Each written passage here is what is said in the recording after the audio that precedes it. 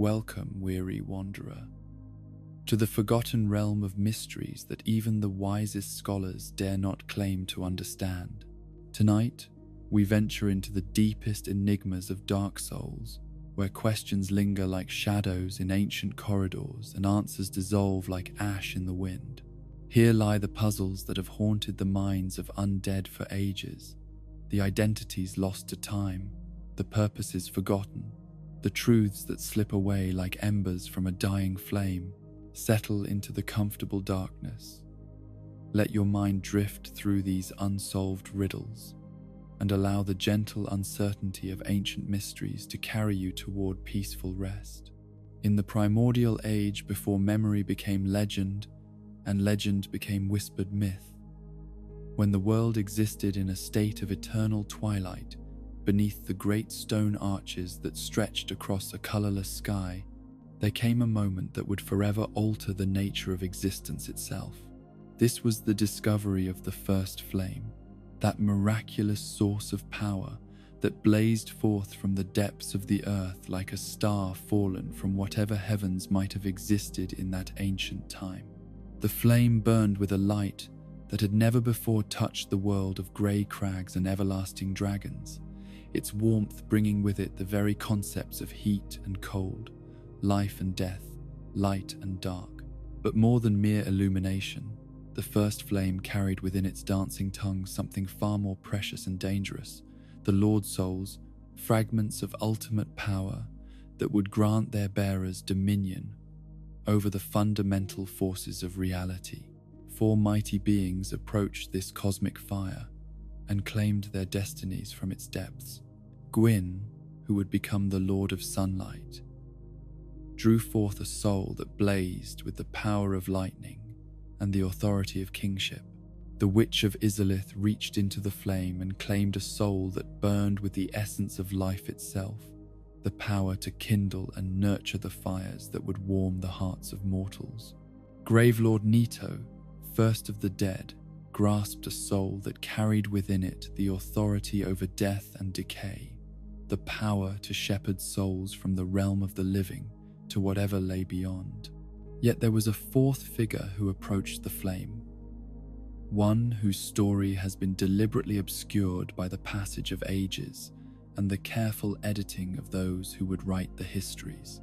This was the furtive pygmy, so easily forgotten among the great lords, so small in stature compared to the mighty beings who claimed the largest and most obviously powerful souls from the fire's embrace. The furtive pygmy found something different in the flames, something that the others had overlooked in their eagerness to claim the most brilliant and immediately impressive sources of power. Deep within the fire's heart, almost hidden beneath the blazing glory of the greater souls, lay something that seemed insignificant at first glance. The dark soul, fragment of shadow that appeared tiny and worthless compared to the cosmic forces that his fellow discoverers had claimed. But the pygmy understood something that the others did not, something that would haunt the ages to come and drive the very cycle of history itself. This dark soul, for all its apparent weakness, carried within it a power that was fundamentally different from the lightning and fire and death that the others wielded. Where their souls granted dominion over external forces, over the elements and the grand cycles of existence, the dark soul contained something far more intimate and terrifying, the essence of humanity itself. The mystery that surrounds the furtive pygmy begins with the most basic questions of identity and purpose. Who was this figure who claimed the dark soul?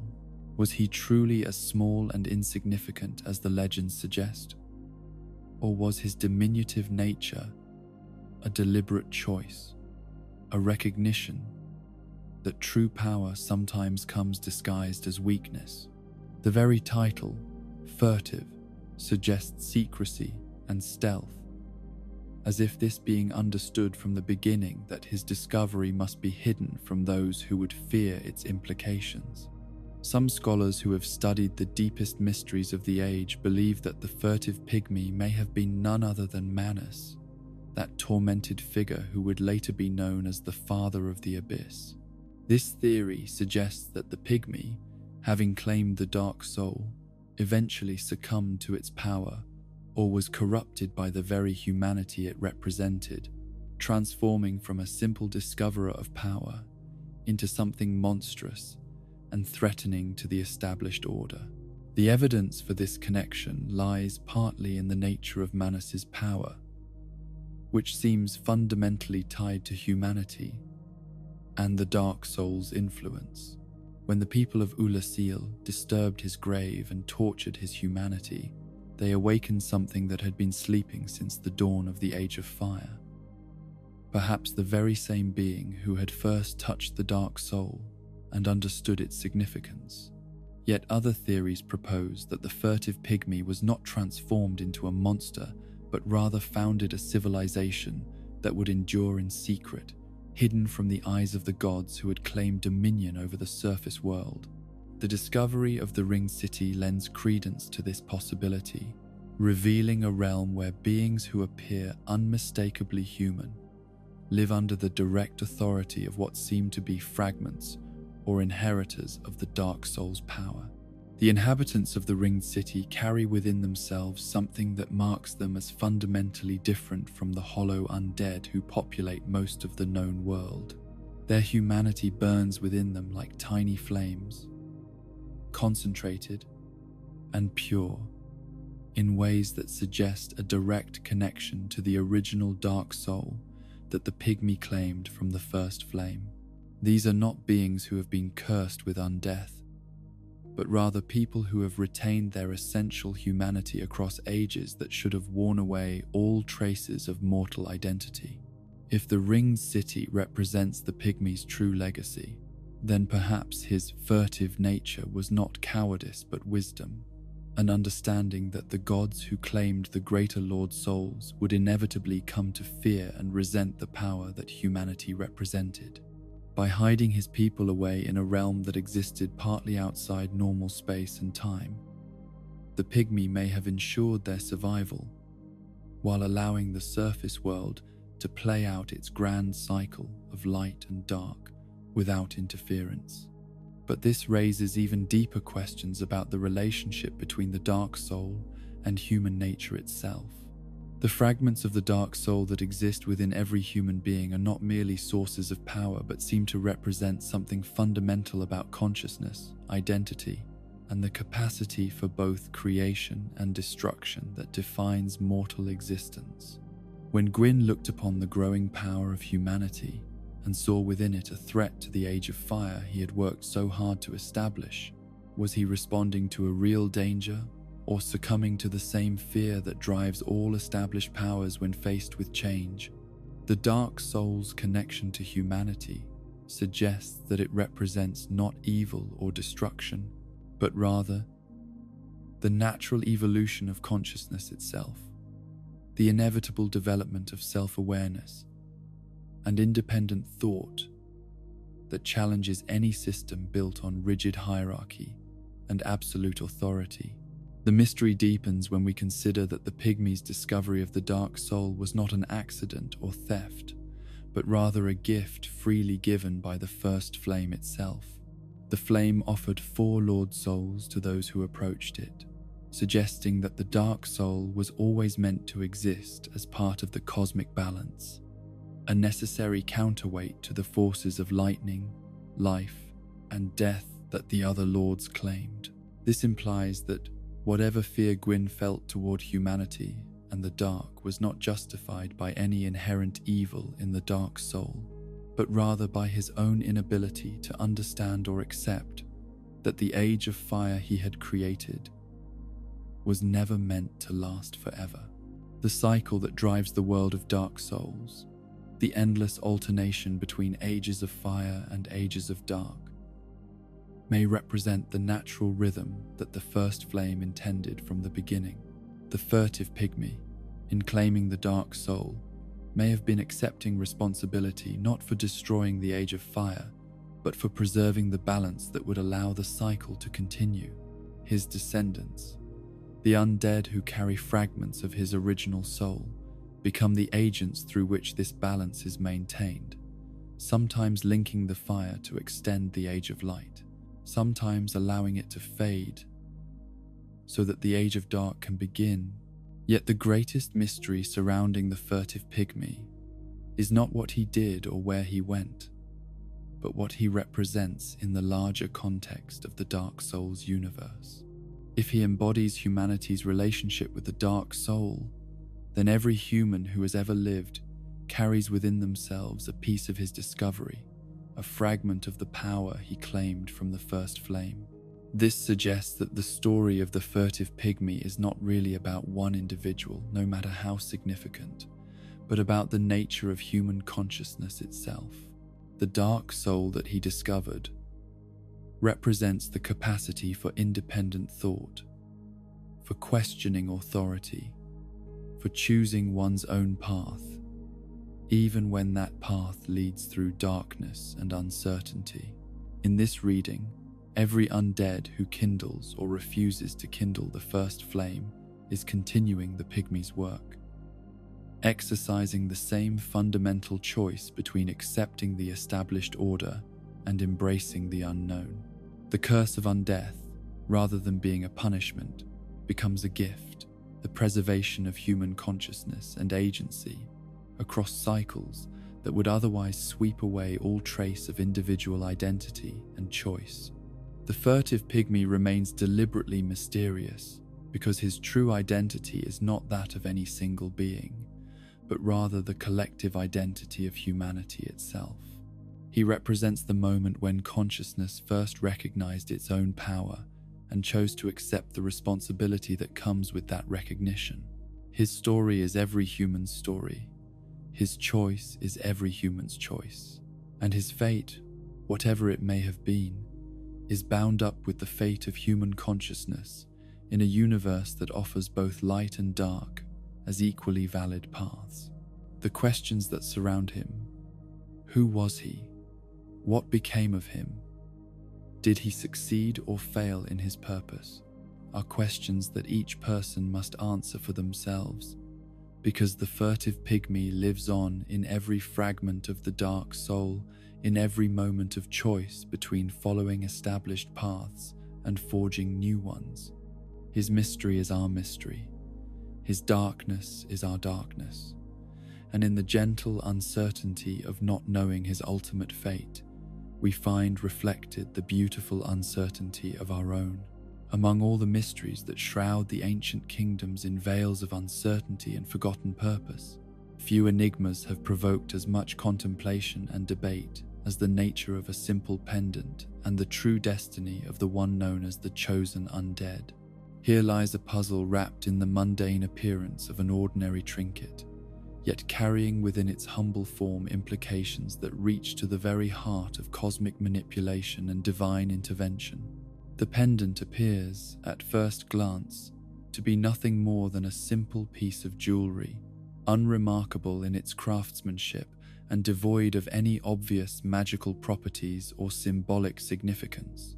It bears no enchantments that can be detected by mortal senses, grants no special abilities to its bearer, and seems to serve no practical purpose in the harsh world where survival depends upon every advantage one can gather.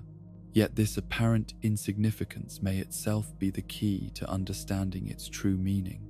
Hidetaka Miyazaki, the architect of this dark and beautiful universe, once spoke of the pendant in terms that suggested layers of meaning hidden beneath its modest exterior. He hinted that those who chose the pendant as their starting gift might discover something that others would miss, something that could only be understood through careful observation and deep contemplation of the world's hidden truths. Some scholars have suggested that the pendant's significance lies not in what it is, but in what it represents. A symbol of human attachments, of the memories and connections that bind us to our former lives even after death has stripped away our names and histories. In a world where undead lose their memories and eventually their very sense of self, the pendant becomes a talisman of identity, a physical anchor to whatever person the chosen undead once was before the curse claimed them. This interpretation gains weight when we consider the nature of the undead curse itself, which gradually erodes not just the body but the mind and soul, wearing away personality and memory until nothing remains but a hollow shell driven by basic instincts. The pendant, as a memento of mortal life, represents resistance to this inevitable decay, not through any magical power, but through the simple human act of remembering and cherishing what has been lost. Yet the pendant's mystery deepens when we examine the circumstances of the chosen undead's emergence from the Northern Undead Asylum. The escape that sets the entire quest in motion was not the result of chance or personal determination, but rather a carefully orchestrated event involving multiple parties with their own hidden agendas and competing interpretations of what the chosen undead was meant to accomplish. The Black Knight who deposited the chosen undead in their cell arrived there not through random wandering, but as part of a pattern that suggests deliberate placement. The key that unlocks the cell door was not accidentally dropped, but deliberately left where it could be discovered at the precise moment when escape became possible. Even the crow that carries the chosen undead away from the asylum operates according to instructions from forces that remain carefully hidden throughout most of the journey. Oscar of Astora, the dying knight who provides crucial guidance and equipment in those final moments before escape, speaks of a mission and purpose that he cannot complete himself, but believes the chosen undead might fulfill. Yet his knowledge of this mission and his certainty about the chosen undead's role suggest access to information that goes far beyond what any ordinary knight should possess. The prophecy he recites about the chosen undead who will ring the bells and succeed where others have failed sounds rehearsed, as if he has been waiting specifically for this moment and this person. But Oscar's involvement raises questions that cut to the heart of the manipulation surrounding the chosen undead's journey. In the original conception of the story, before development changed the narrative's direction, Oscar was meant to play a much larger role, potentially serving as either ally or eventual enemy depending on the path the chosen undead chose to follow. This suggests that the forces orchestrating events had prepared for multiple possibilities, with different agents ready to guide or oppose the chosen undead, depending on which cosmic faction gained their allegiance. The two most obvious manipulators of the chosen undead's destiny are Kingseeker Frampt and Darkstalker Kathy, the primordial serpents whose guidance shapes virtually every major decision the undead hero makes. Yet their advice, while presented as wisdom and divine mandate, serves agendas that have little to do with the chosen undead's personal welfare or even the greater good of the world itself. Frampt presents himself as a loyal servant of Lord Gwyn and the established order, encouraging the chosen undead to gather the Lord's souls and kindle the first flame to extend the Age of Fire for another cycle. His guidance seems straightforward and beneficial, offering a clear path toward heroism and the salvation of a dying world. Yet careful examination of his methods and motivations reveals a being whose loyalty may be less to abstract principles of good and evil than to the preservation of a cosmic status quo that serves his own mysterious purposes. The Kingseeker's knowledge of events and locations throughout the world suggests surveillance capabilities that extend far beyond what any single being should possess. His ability to transport the chosen undead instantly to the Firelink altar speaks of powers that operate according to rules different from those that govern mortal magic. Most tellingly, his eagerness to consume titanite and other materials hints at appetites and needs that have nothing to do with helping heroes accomplish noble quests. Kaith presents an even more complex figure, appearing only to those chosen undead who demonstrate sufficient independence to discover alternatives to Frampt's guidance. His revelation that the Age of Fire was never meant to be permanent, that Gwyn's linking of the flame was an act of selfish preservation rather than noble sacrifice, recontextualizes the entire quest in ways that make the hero question everything they have been told about their purpose and destiny. Yet Carthy's alternative, allowing the flame to fade and ushering in the Age of Dark, comes with its own troubling implications. His association with the Dark Wraiths and his role in encouraging the spread of the Abyss suggest that his version of salvation may be as destructive as the perpetual twilight that Gwyn's chosen path has created. The Darkstalker's true loyalty seems to lie not with humanity, as he claims, but with forces of change and chaos that care little for the suffering that transition periods inevitably bring. The most disturbing aspect of both serpents' involvement is their apparent foreknowledge of the chosen undead's capabilities and likely choices. They do not simply react to events as they unfold, but seem to have anticipated the hero's arrival and prepared their respective arguments and incentives accordingly. This suggests a level of manipulation that extends back to the very beginning of the quest, raising questions about whether the chosen undead ever truly had free will, or was always intended to serve as a tool in conflicts between cosmic powers. The prophecy of the chosen undead itself bears the hallmarks of manufactured destiny rather than natural divination. Prophecies, by their very nature, can become self-fulfilling when enough people believe in them and act according to their dictates.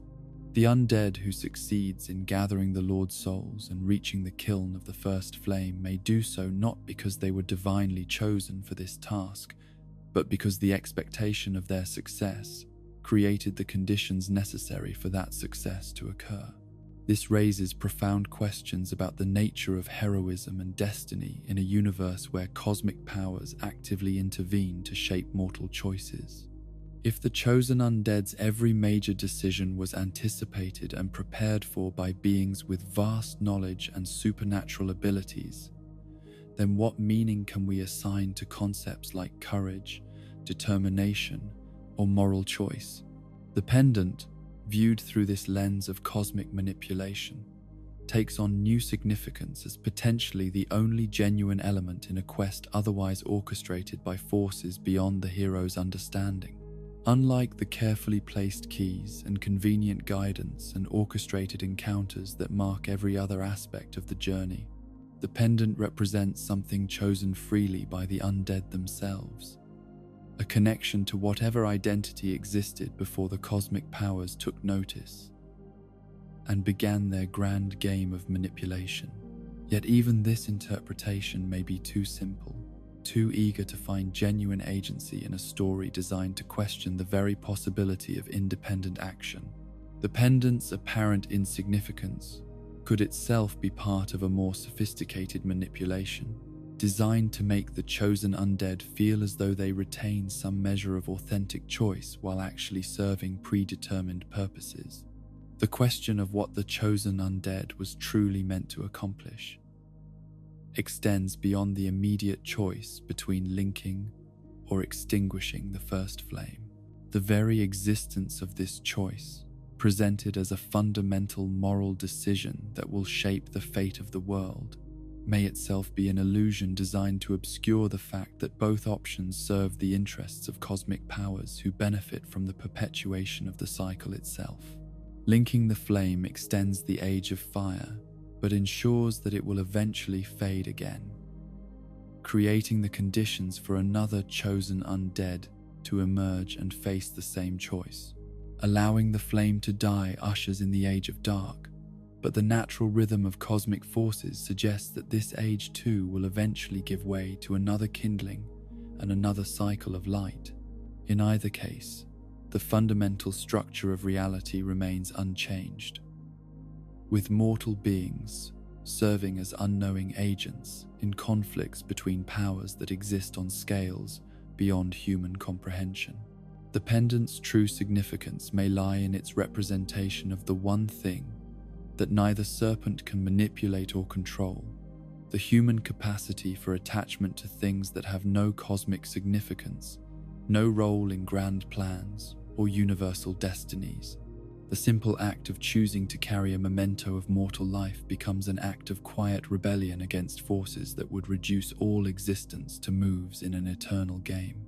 This reading suggests that the chosen undead's real purpose was not to serve either light or dark, but to demonstrate that humanity retains something irreducible, even in the face of cosmic manipulation.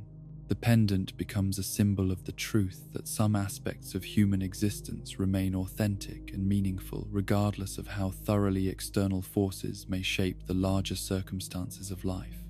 Yet questions remain about whether this interpretation gives too much credit to human agency and not enough recognition to the sophistication of the cosmic powers at work.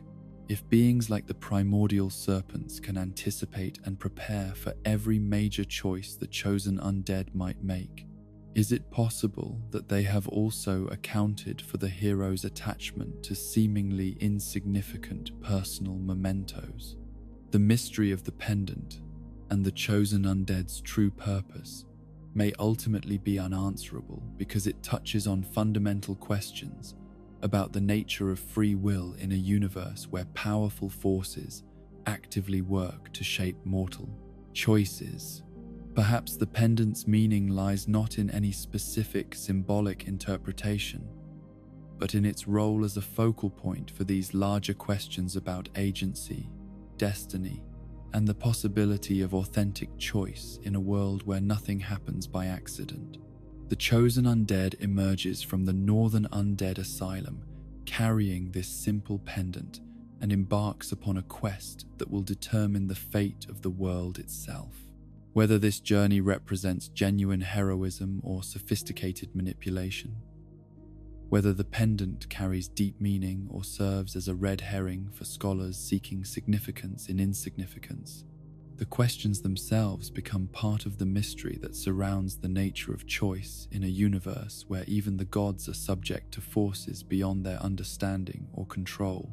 In the end, the pendant may represent the most human thing of all, the desire to find meaning and connection, even in circumstances that seem designed to strip away everything that makes existence worthwhile.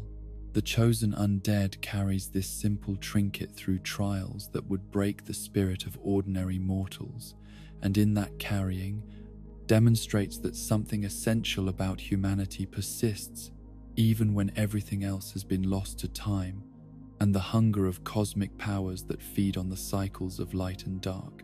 In the shadowed corners of divine pantheons and forgotten prayers, where the names of gods fade into whispers and their purposes dissolve like morning mist, there exists a figure whose very absence from the grand narrative speaks more loudly than the thunderous proclamations of her more celebrated peers.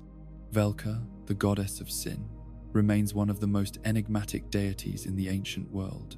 Her influence felt throughout the realms, yet her true nature and ultimate purpose, shrouded in mysteries that even the most dedicated scholars hesitate to fully explore. Unlike the other gods whose domains encompass the fundamental forces of nature, light and lightning, life and death, fire and storm, Velka's sphere of influence centers on concepts that are uniquely tied to consciousness and moral choice. Sin, by its very nature, cannot exist without beings capable of understanding right from wrong, without creatures who possess the capacity to choose between different courses of action and bear responsibility for the consequences of those choices. This suggests that Velka's role in the cosmic hierarchy is fundamentally different from that of her fellow deities. Where others command elemental forces or govern natural cycles, she oversees the moral dimensions of existence itself. Her power extends not over the physical world but over the realm of ethics and justice, making her perhaps the most intimately connected to the conscious beings who inhabit the various kingdoms and realms.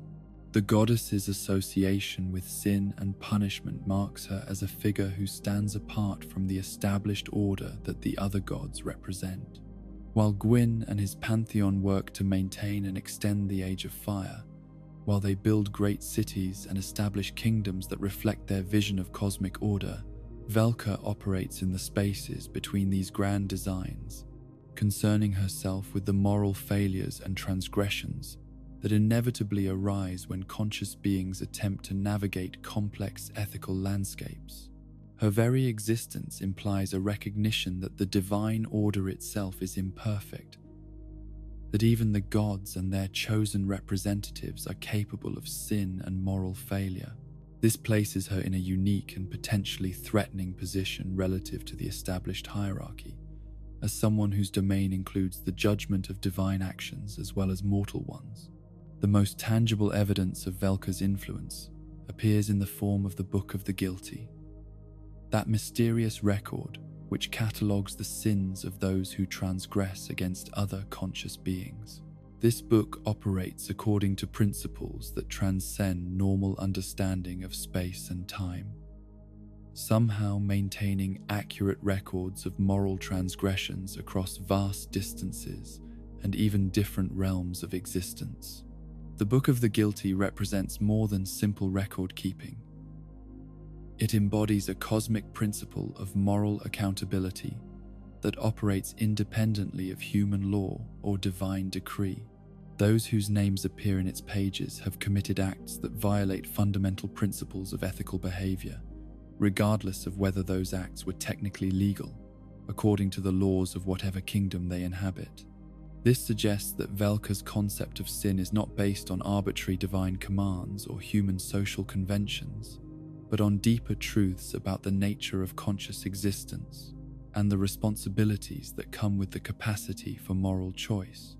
The book's existence implies a universe where moral truths are as real and objective as physical laws, where ethical violations create spiritual consequences that persist beyond death and across the boundaries between different realms. The Pardner system that operates under Velka's authority further demonstrates the unique nature of her divine mandate. Those who have sinned against others can seek absolution through her servants, but this forgiveness comes at a cost that reflects the seriousness of moral transgression.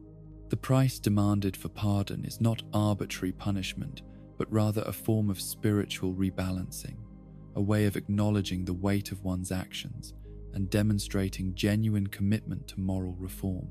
Oswald of Karim, the pardoner who appears in the cathedral, above the depths where darker truths lie hidden, embodies Velka's approach to divine justice. His manner is neither condemning nor approving, but rather matter of fact, treating sin and forgiveness as natural aspects of conscious existence that require attention and care, but do not define the ultimate worth of any individual. The pardoner's location is itself significant, positioned above but still connected to the realm where moral failures lead to more permanent consequences. This placement suggests that Velka's mercy operates as a bridge between the upper world of potential redemption and the lower realm of spiritual consequences, offering opportunities for moral restoration to those who seek it genuinely. The peculiar doll serves as another mysterious artifact connected to Velka's influence, providing access to the painted world where beings deemed too dangerous or problematic for the normal order are imprisoned or preserved. The doll's connection to Velka suggests that she plays a role not only in judging sin, but in managing the consequences of moral complexity that the established order cannot easily handle. The painted world itself represents a realm outside normal reality, a place where the usual rules and hierarchies do not apply.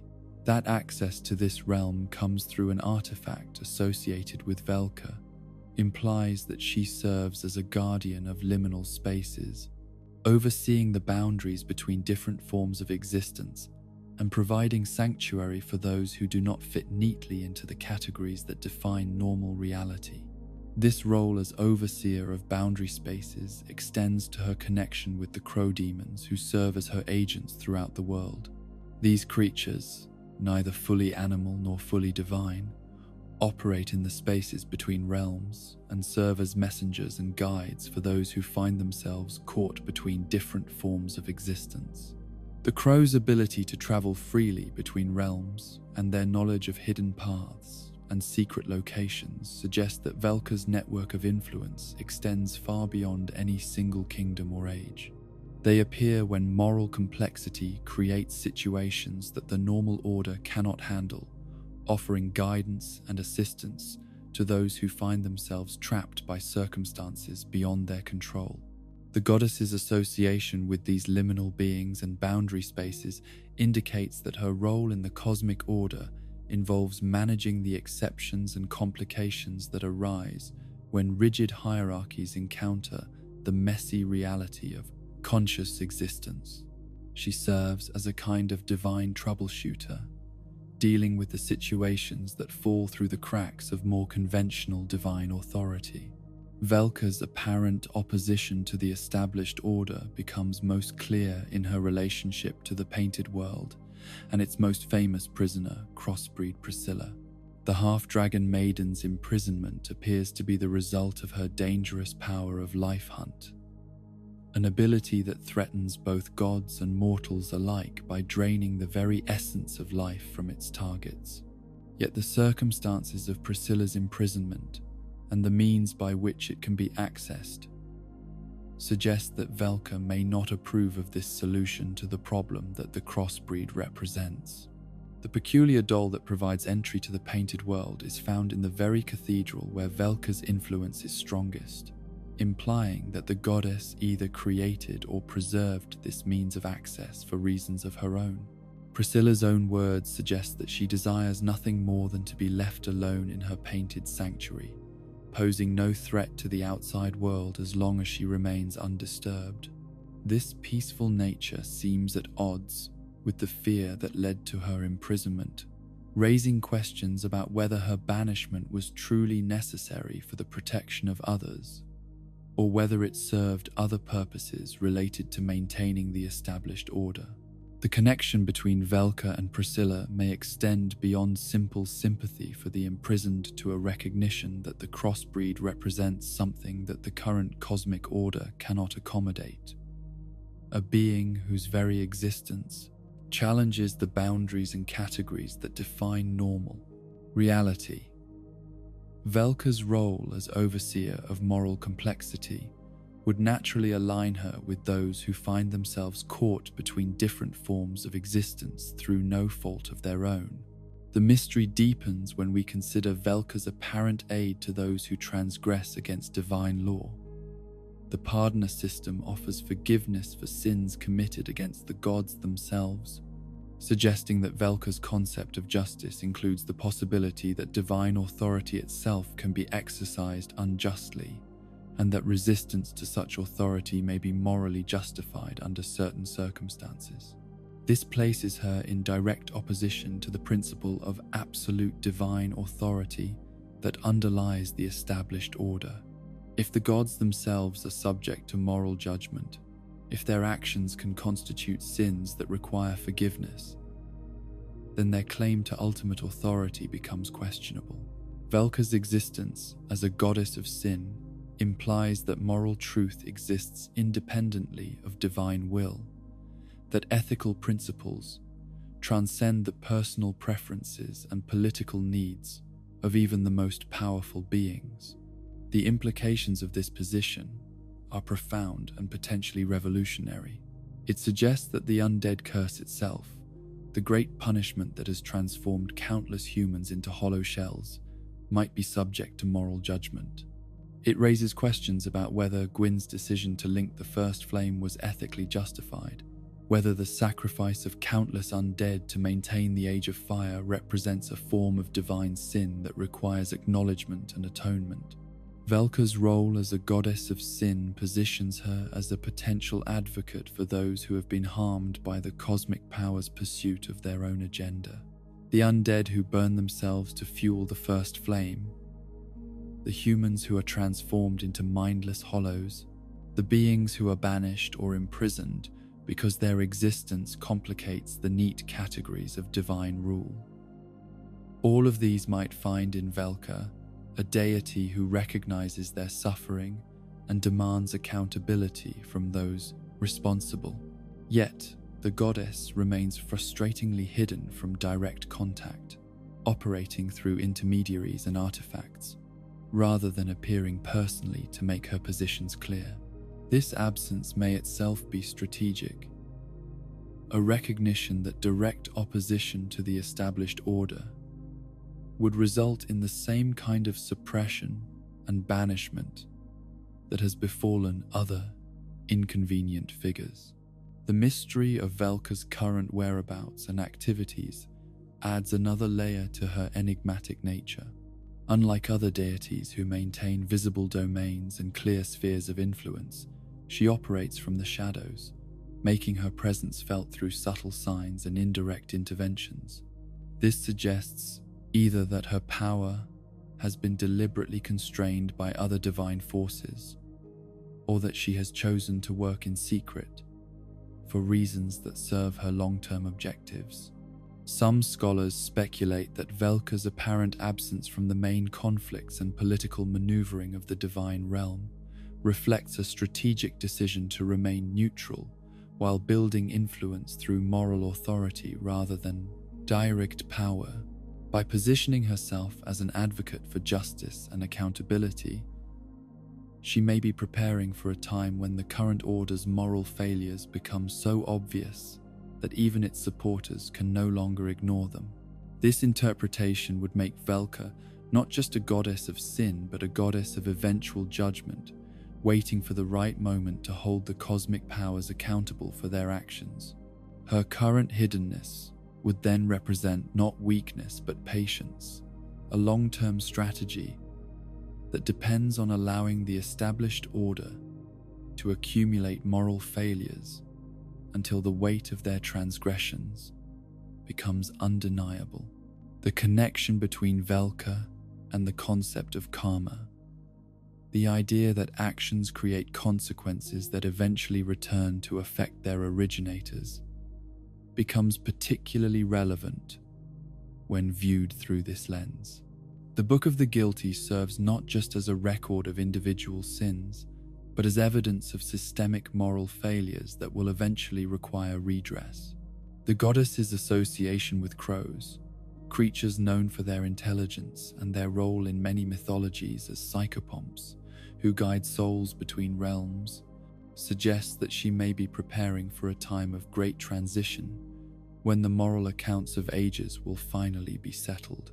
The crows serve not just as messengers but as harbingers of change, appearing when the current order approaches critical points of moral and spiritual crisis. Velka's mystery extends even to the question of her ultimate goals and loyalties. Does she serve some higher principle of cosmic justice that transcends the interests of any particular faction? Or does she have her own agenda that simply happens to align with moral accountability in the current circumstances? Her willingness to offer pardons and forgiveness suggests compassion and understanding, but her role in managing the consequences of moral failure implies a recognition that some actions create spiritual debts that must eventually be paid. The goddess of sin remains hidden in the shadows of divine politics and cosmic conflict, her true nature and ultimate purpose known perhaps only to herself. Yet her influence permeates the moral landscape of existence, creating spaces for accountability and redemption in a universe where power often operates without regard for ethical consequences. In her mystery lies perhaps her greatest strength, the recognition that moral truth cannot be suppressed indefinitely, that conscience and accountability persist even when they are inconvenient for those in power. Velka embodies the principle that sin will eventually be acknowledged, that justice will eventually be served, and that the arc of moral consequence, however long and however hidden, ultimately bends toward truth.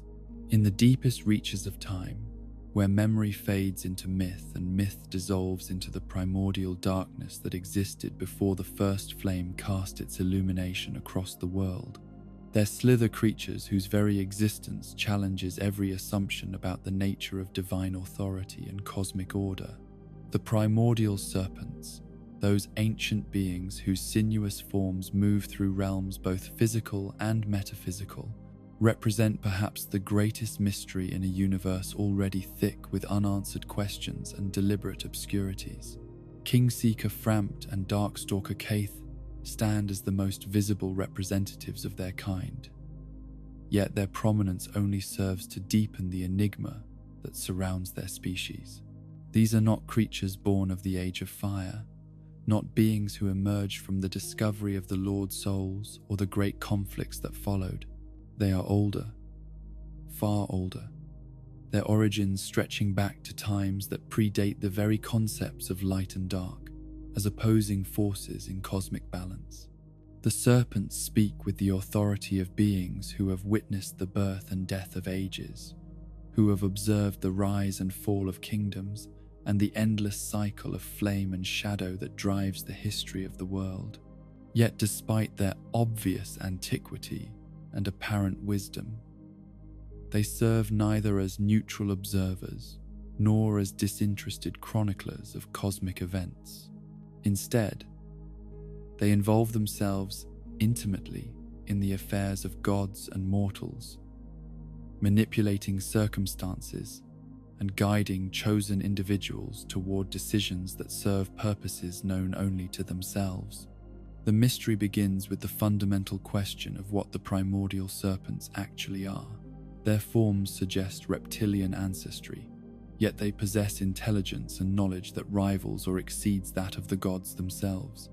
They exist partially outside normal space and time, able to appear and disappear at will, to transport others across vast distances, and to perceive events occurring in distant locations as if they were present to witness them directly. Some scholars have theorized that the serpents are remnants of the Age of Ancients, survivors of that timeless era when everlasting dragons ruled over a world of grey crags and endless twilight. This theory gains credence from their apparent immunity to the forces that have shaped subsequent ages. They show no signs of being affected by the curse of undeath that plagues humans, no indication that the alternating cycles of fire and dark have diminished their power or altered their essential nature. If the serpents are indeed survivors from the Age of Ancients, this would explain their fundamental detachment from the conflicts that define the current cosmic order. They would be creatures who remember a time before the divisions that now seem so fundamental, before the distinction between light and dark, before the concept of linking or extinguishing flames, before the very notion that existence must be organized around opposing forces locked in eternal struggle. Yet their behavior suggests that they are not merely passive survivors, but active participants in shaping the current age, according to their own incomprehensible agenda. The guidance they provide to chosen undead, the careful timing of their appearances, the specific nature of their advice and warnings. All of these indicate beings who have not simply adapted to the new cosmic order, but who may have helped design it in the first place. The relationship between Frampt and Kaith reveals layers of complexity that confound any simple understanding of their motivations and loyalties. On the surface, they appear to represent opposing philosophies. Frampt advocating for the linking of the fire to extend the Age of Light, Kaith arguing for allowing the flame to fade so that the Age of Dark can begin. This opposition seems to align them with the cosmic forces that struggle for dominance throughout the known world. Yet careful observation suggests that their conflict may be more apparent than real, that their seemingly contradictory advice serves a larger purpose that transcends the immediate question of whether the first flame should burn or be extinguished. Both serpents ultimately guide their chosen undead toward the same fundamental action: the gathering of the Lord's souls and the journey to the kiln of the first flame. The choice they present between linking and extinguishing may be less significant than the fact that both options perpetuate the cosmic cycle that has driven events since the discovery of the first flame. This interpretation suggests that the serpents serve not light or dark, but the continuation of the cycle itself. They ensure that regardless of which choice any individual chosen undead makes, the fundamental structure of reality remains unchanged. The Age of Fire gives way to the Age of Dark, which in turn gives way to another Age of Fire, and in this endless alternation, the serpents find whatever purpose drives their ancient existence. The question of how many primordial serpents exist adds another dimension to their mystery. Frampt and Carthy are the only ones who reveal themselves directly to mortal consciousness, yet references in ancient texts and obscure lore suggest that they are part of a larger group whose full number and individual roles remain hidden from casual observation. The imperfect ritual that creates primordial serpents from human sacrifice in the deepest chambers beneath Lothric hints at the possibility that these beings can be created as well as born, that the line between natural and artificial existence may be blurred in their case. This raises disturbing questions about the relationship between the serpents and the human beings they guide. Are they shepherding humanity towards some cosmic purpose? Or are they farming human consciousness for reasons that have nothing to do with mortal welfare? The serpent's apparent omniscience regarding events throughout the various kingdoms and ages suggests surveillance capabilities that extend far beyond what any single consciousness should be able to achieve. They know about hidden locations that no maps record, about secret histories that no living being should remember, about the private thoughts and motivations of individuals they have never directly encountered.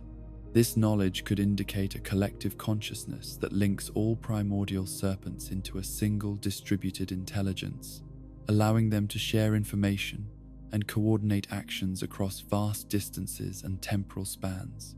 Such a collective would possess advantages that no individual consciousness, no matter how powerful, could match. The ability to observe events from multiple perspectives simultaneously, to maintain consistent long-term strategies across periods that would exhaust the patience of mortal minds, and to adapt to changing circumstances, while preserving core objectives that span multiple cosmic cycles. Alternatively, their knowledge might stem from their connection to the fundamental forces that drive cosmic cycles. If the serpents are somehow integral to the mechanism that governs the alternation between ages of fire and dark, they might possess inherent awareness of all events that affect this grand pattern. Their guidance of chosen undead would then represent not manipulation but maintenance, ensuring that the cosmic machinery continues to function according to its original design. The serpent's relationship with the abyss provides another clue to their true nature and ultimate purpose. Cathy's association with the Dark Wraiths and his role in the spread of abyssal corruption might seem to align him with forces of chaos and destruction, yet the abyss itself may be less a source of evil than a necessary component of cosmic balance. If the abyss represents the natural state of the dark soul when it is allowed to exist without the constraints imposed by the Age of Fire, then Cathy's promotion of abyssal influence could be seen as an attempt to restore balance to a cosmos that has been artificially skewed toward light. The corruption that spreads from abyssal contact might be better understood as a return to humanity's natural state, stripped of the modifications imposed by divine authority. This reading would make the primordial serpents not servants of any particular cosmic force, but guardians of cosmic balance itself. They ensure that neither light nor dark becomes so dominant that it destroys the dynamic tension necessary for the continuation of existence. Their apparent conflicts and contradictions would then represent different aspects of a single overarching purpose: the maintenance of conditions that allow conscious existence to continue despite the cosmic forces that would otherwise reduce everything to uniform stasis or chaotic dissolution. The serpent's physical nature adds yet another layer to their mystery. Their massive size and sinuous forms suggest creatures designed for existence in spaces larger than the confined kingdoms and underground passages where they typically appear. They move through stone and earth as easily as through air, implying either supernatural abilities or a fundamental relationship with physical reality that differs from that of other conscious beings. Their apparent immortality and resistance to the forces that affect other creatures raises questions about what they are made of, what sustains their existence, and whether they can be killed or permanently harmed by any conventional means. The fact that they never appear to eat, sleep, or engage in any of the maintenance activities that occupy other forms of life suggests that they operate according to principles that transcend biological necessity. Some theories propose that the primordial serpents are not truly alive in any sense that applies to other conscious beings, but rather manifestations of cosmic principles, given form and awareness. In this interpretation, they would be more akin to natural laws that have developed consciousness than to creatures that have evolved intelligence, embodiments of the mathematical relationships that govern cosmic cycles, rather than beings who happen to understand those relationships. The serpent's apparent immunity to moral judgment provides another fascinating aspect of their character. Neither Frampt nor Kaith seems to experience guilt, doubt, or any of the ethical uncertainties that plague other conscious beings. They manipulate events and individuals without apparent concern for the suffering their actions might cause. Yet they also show no signs of malicious pleasure in causing harm.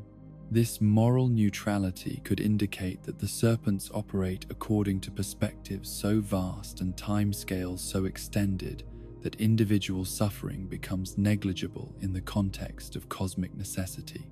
From their viewpoint, the death of any particular person or the fall of any specific kingdom might be no more significant than the movement of grains of sand in a vast desert, too small to merit emotional investment, too temporary to justify altering long-term strategies. Alternatively, their moral neutrality might reflect their nature as cosmic mechanisms rather than ethical agents. If they are indeed manifestations of natural law rather than independent consciousnesses, then concepts like good and evil would be as irrelevant to their existence as they are to the operation of gravity or the passage of time. The question of what the primordial serpents ultimately want remains perhaps the greatest mystery surrounding their existence. Their actions suggest goals that extend far beyond the immediate concerns of any single age or cosmic cycle. Yet the nature of these goals remains frustratingly obscure to mortal understanding. If their purpose is to maintain cosmic balance, why do they seem to prefer manipulation and secrecy to direct intervention? If they seek to preserve the cycle of ages, why do they not simply explain this goal to those they guide?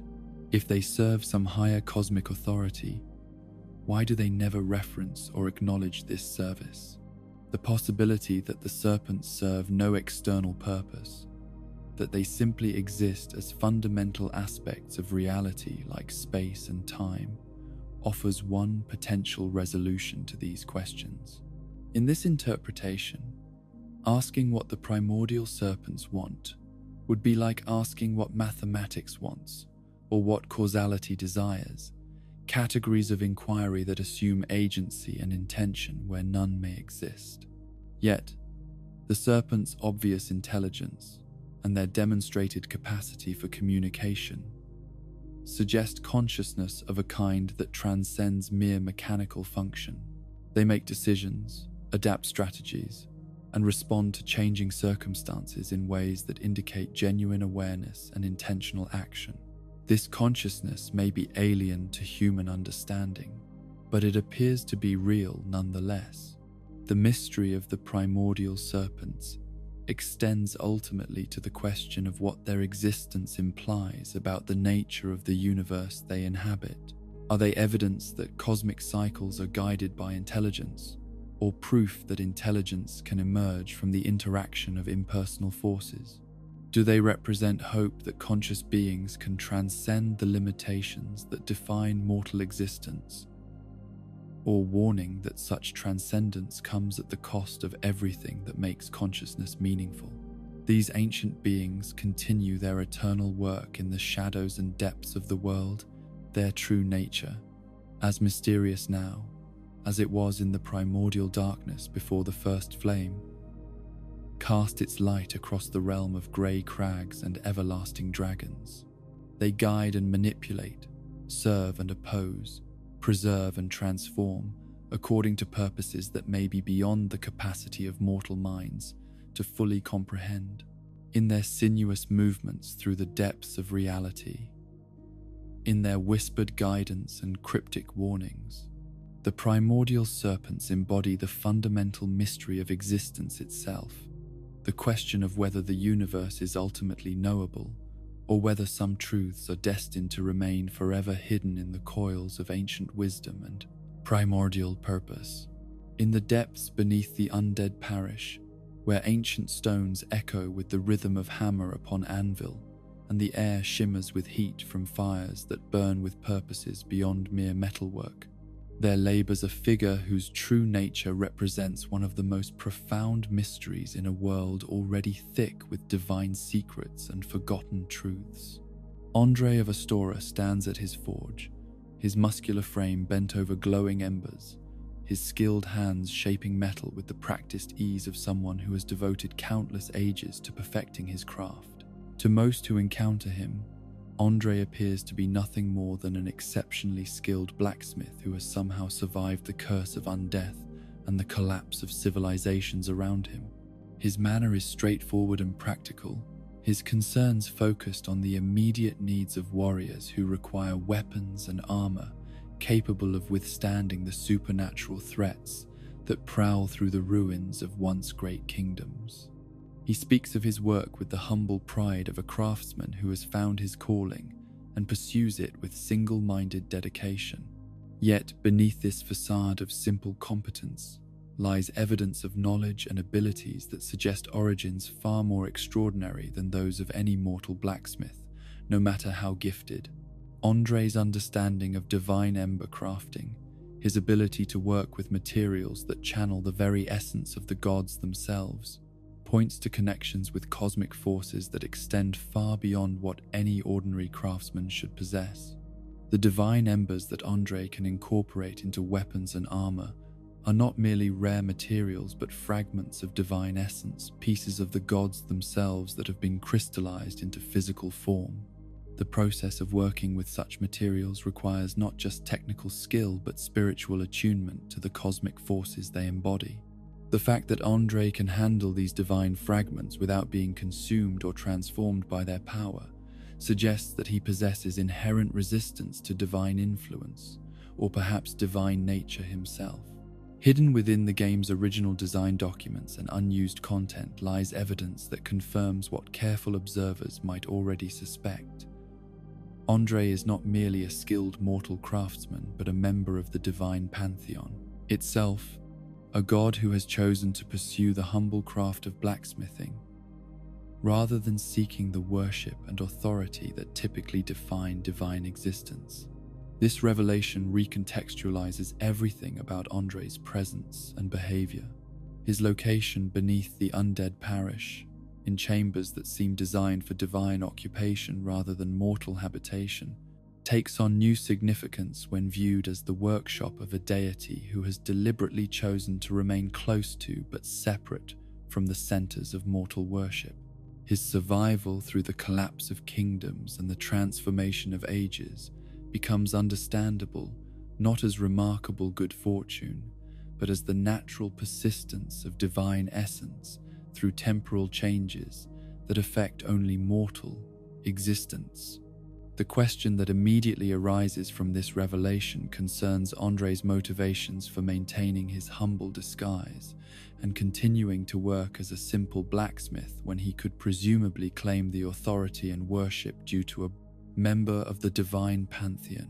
Why would a god choose to spend eternity bent over a forge, crafting weapons for undead warriors, when he could rule over kingdoms or demand the reverence of millions? One possibility is that Andre represents a different philosophical approach to divine existence. a rejection of the hierarchical structures and power struggles that define the relationships between other gods.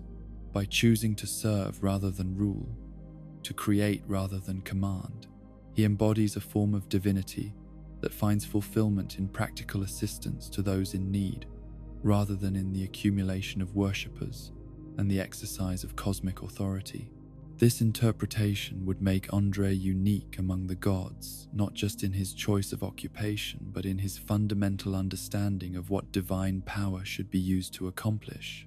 Where other deities seek to shape reality according to their own visions and desires, Andre applies his divine abilities to the much more modest goal of helping individual warriors survive the challenges they face.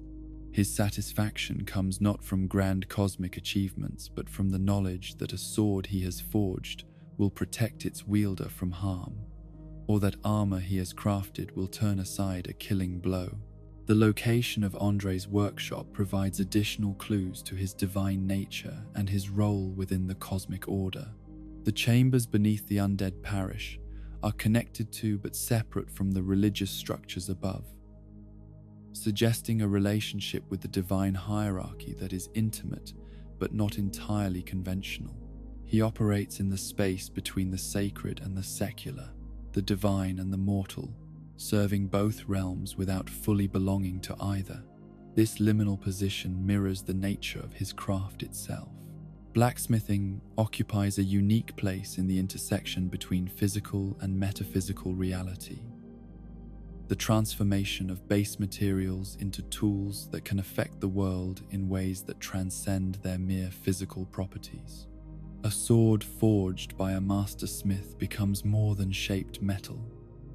It becomes an extension of its wielder's will, a conduit through which intention can be expressed as physical force. When that smith possesses divine nature, the transformation becomes even more profound.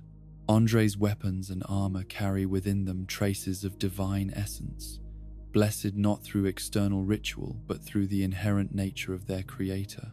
Warriors who wield his creations fight not just with superior equipment, but with tools that partake of divine power, that connect them, however briefly and faintly, to the cosmic forces that shape reality itself. The mystery deepens when we consider Andre's apparent knowledge of events and individuals that extend far beyond what his position should allow him to observe. He recognizes the significance of various divine embers and rare materials, understands the properties of weapons that were crafted in distant ages by smiths whose names have been forgotten, and demonstrates awareness of cosmic cycles and divine politics that suggests access to information networks that span the entire known world. This knowledge could stem from his divine nature, granting him awareness of events that affect the cosmic order of which he is a part. Alternatively, it might reflect connections to other divine smiths and craftsmen, a network of deity-level artisans who share information and coordinate their efforts across the various kingdoms and ages. The existence of such a network would imply a level of cooperation among divine beings that transcends the political conflicts and factional struggles that appear to dominate relationships within the pantheon. Andre's relationship to other members of Gwyn's divine family provides another avenue for understanding his true role and significance. If he is indeed a god who has chosen to work as a blacksmith, his position within the divine hierarchy becomes a matter of considerable interest. Is he a minor deity who was assigned or chose the role of divine craftsman? Or is he a more significant figure who has deliberately adopted a humble position for reasons of his own? The respect that other divine artifacts and weapons show for his craftsmanship suggests that his skills are recognized and valued even at the highest levels of divine society. Weapons that have been touched by his hand or crafted according to his techniques seem to possess qualities that distinguish them from even other divine armaments, indicating that his abilities represent something special, even within the context of divine power. This exceptional skill might be the result of millennia spent perfecting his craft, or it could reflect an inherent aspect of his divine nature. Perhaps he is not simply a god who chose to become a blacksmith, but a deity whose essential nature is expressed through the act of creation and craftsmanship. In this interpretation, Andre's work at the forge would not be a chosen occupation, but a manifestation of his fundamental cosmic function. The tools and equipment that Andre uses in his work provide further evidence of his divine nature. His hammer strikes with precision that transcends mortal capability. His fires burn at temperatures that would be impossible to achieve through conventional means, and his ability to work with divine materials suggests access to techniques and knowledge that were never taught to mortal craftsmen. Most tellingly, Andre's forge operates continuously, without apparent need for fuel, maintenance, or any of the practical concerns that would normally occupy a working blacksmith. The fire that burns there seems to draw its power from sources beyond the physical world, sustained by Andre's divine essence, or by his connection to cosmic forces that provide unlimited energy for his creative work. The question of Andre's ultimate loyalty and allegiance adds another layer to his mystery. While he serves the practical needs of undead warriors, regardless of their factional allegiances or cosmic sympathies, his deeper sympathies and long-term goals remain carefully hidden beneath his humble exterior. Does he serve the established divine order, represented by Gwyn and the Age of Fire, or does his assistance to the undead indicate sympathy for forces that would challenge or overturn that order? His willingness to forge weapons capable of harming gods and divine beings suggests either remarkable neutrality or a complex understanding of cosmic balance that transcends simple loyalty to any single faction. By providing undead warriors with the tools they need to face divine opponents, Andre enables conflicts and confrontations that might otherwise be impossible, effectively serving as an arms dealer to all sides in cosmic disputes. This neutrality could reflect the perspective of someone who has observed enough cosmic cycles to understand that the specific outcomes of individual conflicts matter less than the maintenance of dynamic balance between opposing forces. From this viewpoint, Andre's true service would be to the continuation of existence itself, rather than to any particular vision of how that existence should be organized. The enduring mystery of Andre's survival through multiple cosmic cycles and ages becomes more understandable when viewed through the lens of his divine nature, but it also raises new questions about his experiences and memories. Has he witnessed the rise and fall of numerous civilizations, seen countless heroes emerge and fade, observed the endless repetition of cosmic patterns across ages beyond counting? If so, what has this vast experience taught him about the nature of heroism, destiny, and the significance of individual choice within cosmic patterns that seem to repeat regardless of the specific decisions made by particular heroes? His matter-of-fact treatment of even the most legendary warriors and artifacts suggests either profound humility or the kind of perspective that comes from having seen such legends born and die countless times before. Andre's continued dedication to his craft, despite this cosmic perspective, represents perhaps the most admirable aspect of his character. Even if he has seen the ultimate futility of individual efforts to change cosmic patterns, even if he understands that the weapons he forges will eventually be lost or broken and their wielders forgotten, he continues to pour his divine essence into each piece of work, as if it were the most important creation in the universe. This dedication speaks to a form of heroism that transcends the dramatic gestures and grand sacrifices typically associated with legendary figures. Andre's heroism lies in his willingness to continue creating, to continue serving, to continue hoping that his small contributions might make some difference, even when cosmic perspective suggests that individual actions are ultimately insignificant within the vast patterns of existence. The god who chose to be a blacksmith remains at his forge, his true nature hidden beneath the appearance of humble service, his divine powers channeled into the creation of tools that enable others to face the darkness and uncertainty that define existence in a world where cosmic forces struggle for dominance. In his mysterious commitment to craft and service, Andre embodies a form of divinity that finds meaning not in ruling or commanding, but in the patient work of helping conscious beings navigate the challenges that define their existence. His hammer continues to ring against the anvil, his fires continue to burn with divine essence, and his weapons continue to carry traces of godhood into the hands of mortals who may never fully understand the true nature of the humble blacksmith who armed them for their battles against the darkness that eternally threatens to consume the light beyond the veil of ordinary reality. In a realm that exists outside the normal flow of time and space, there lies a world painted into existence by hands whose identity remains lost to the mists of ancient history. This is the painted world, a sanctuary or prison depending on one's perspective, where beings deemed too dangerous or too precious for the ordinary world have been placed beyond the reach of those who would use or destroy them. The very existence of this painted realm challenges every assumption about the nature of reality and creation. To paint a world into being requires not merely artistic skill, but command over fundamental forces that govern existence itself.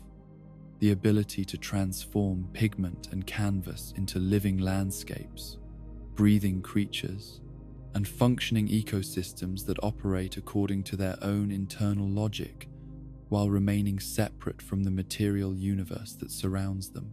Who possessed such incredible power, and what motivated them to use it for the creation of this hidden sanctuary? The identity of the painter remains one of the most tantalizing mysteries in a cosmos already thick with unanswered questions and deliberate obscurities.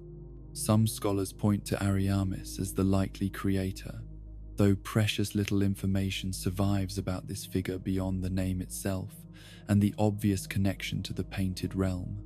Ariamis, if indeed he was the painter, would have needed access to cosmic forces that rival those of the gods themselves. The creation of an entire world, complete with its own physics, geography, and inhabitants, represents an achievement that transcends ordinary magic or even divine intervention. It suggests mastery of the fundamental principles that govern reality, the ability to write new rules of existence and enforce them within a bounded domain. Yet the painted world is not a crude copy of normal reality, but something altogether more subtle and complex. Its snowy landscapes and ancient architecture exist in perpetual twilight, creating an atmosphere of melancholy beauty that speaks to aesthetic sensibilities as much as practical considerations. This is not merely a functional prison, but an artistic achievement, a realm where beauty and utility combine to create something that satisfies both emotional and strategic needs. The choice to create this realm as a painting, rather than through more conventional means of world building, adds layers of meaning that extend far beyond simple utility. Paintings exist as interpretations of reality, rather than direct reproductions, reflecting the artist's perspective and intentions as much as the subjects they depict. A painted world would therefore embody not just the physical characteristics chosen by its creator, but also their emotional and philosophical understanding of what a perfect sanctuary should represent. At the heart of this mysterious realm dwells perhaps its most enigmatic resident, crossbreed Priscilla, the half-dragon maiden, whose very existence challenges the categories that define normal understanding of life and identity. Priscilla combines within her singular being the characteristics of two species that should be incompatible, representing a form of existence that transcends the boundaries that typically separate different forms of life. Her draconic heritage grants her powers that extend beyond those of ordinary mortals or even most divine beings, while her humanoid characteristics allow her to communicate and interact with conscious beings in ways that pure dragons cannot. This unique combination makes her simultaneously beautiful and terrible, approachable and alien, familiar and utterly other. The power that makes Priscilla most dangerous to the established order is her mastery of life hunt, an ability that allows her to drain the very essence of life from other beings, regardless of their power or divine nature. This capacity to steal life force represents perhaps the most fundamental threat that any conscious being can pose to others. Not merely the ability to kill through physical violence, but the power to unmake existence itself at levels that transcend normal concepts of mortality.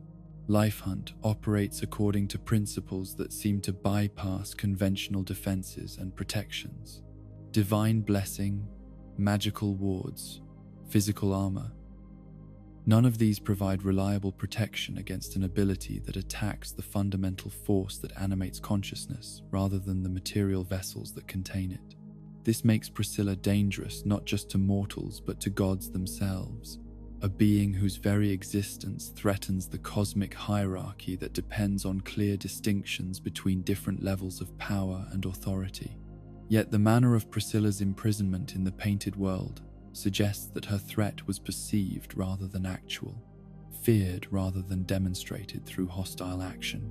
Those who encounter her in her painted sanctuary find not a raging monster seeking to drain the life from everything around her, but a peaceful figure who desires nothing more than to be left alone in her beautiful isolation. Her words to visitors carry no malice or threat, but rather a gentle request that they leave her realm undisturbed. She speaks of her world as a place of peace where she has found contentment, expressing no desire to escape or to use her powers against those who imprisoned her here. This suggests that her banishment was based on what she might do rather than what she had done, a preemptive action taken by those who feared the implications of her existence rather than responding to any actual crimes she had committed. The connection between Priscilla and Velka, the goddess of sin, adds another layer of complexity to the mystery surrounding her imprisonment. The peculiar doll that provides access to the painted world is found in locations associated with Velka's influence, suggesting that the goddess either created this means of entry or preserved it for reasons of her own. Velka's role as overseer of moral complexity and divine justice would naturally align her with someone like Priscilla, whose existence challenges the neat categories and clear boundaries that the established order depends upon. If Priscilla's imprisonment was based on fear rather than actual wrongdoing, then Velka's provision of access to her realm might represent a form of divine advocacy for someone who has been treated unjustly by the cosmic powers.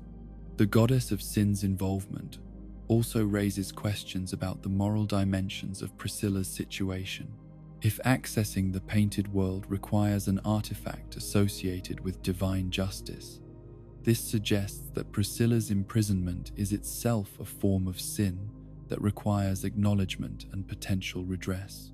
The very means of reaching her becomes a moral test, requiring visitors to demonstrate understanding that her situation represents an injustice rather than a necessary precaution.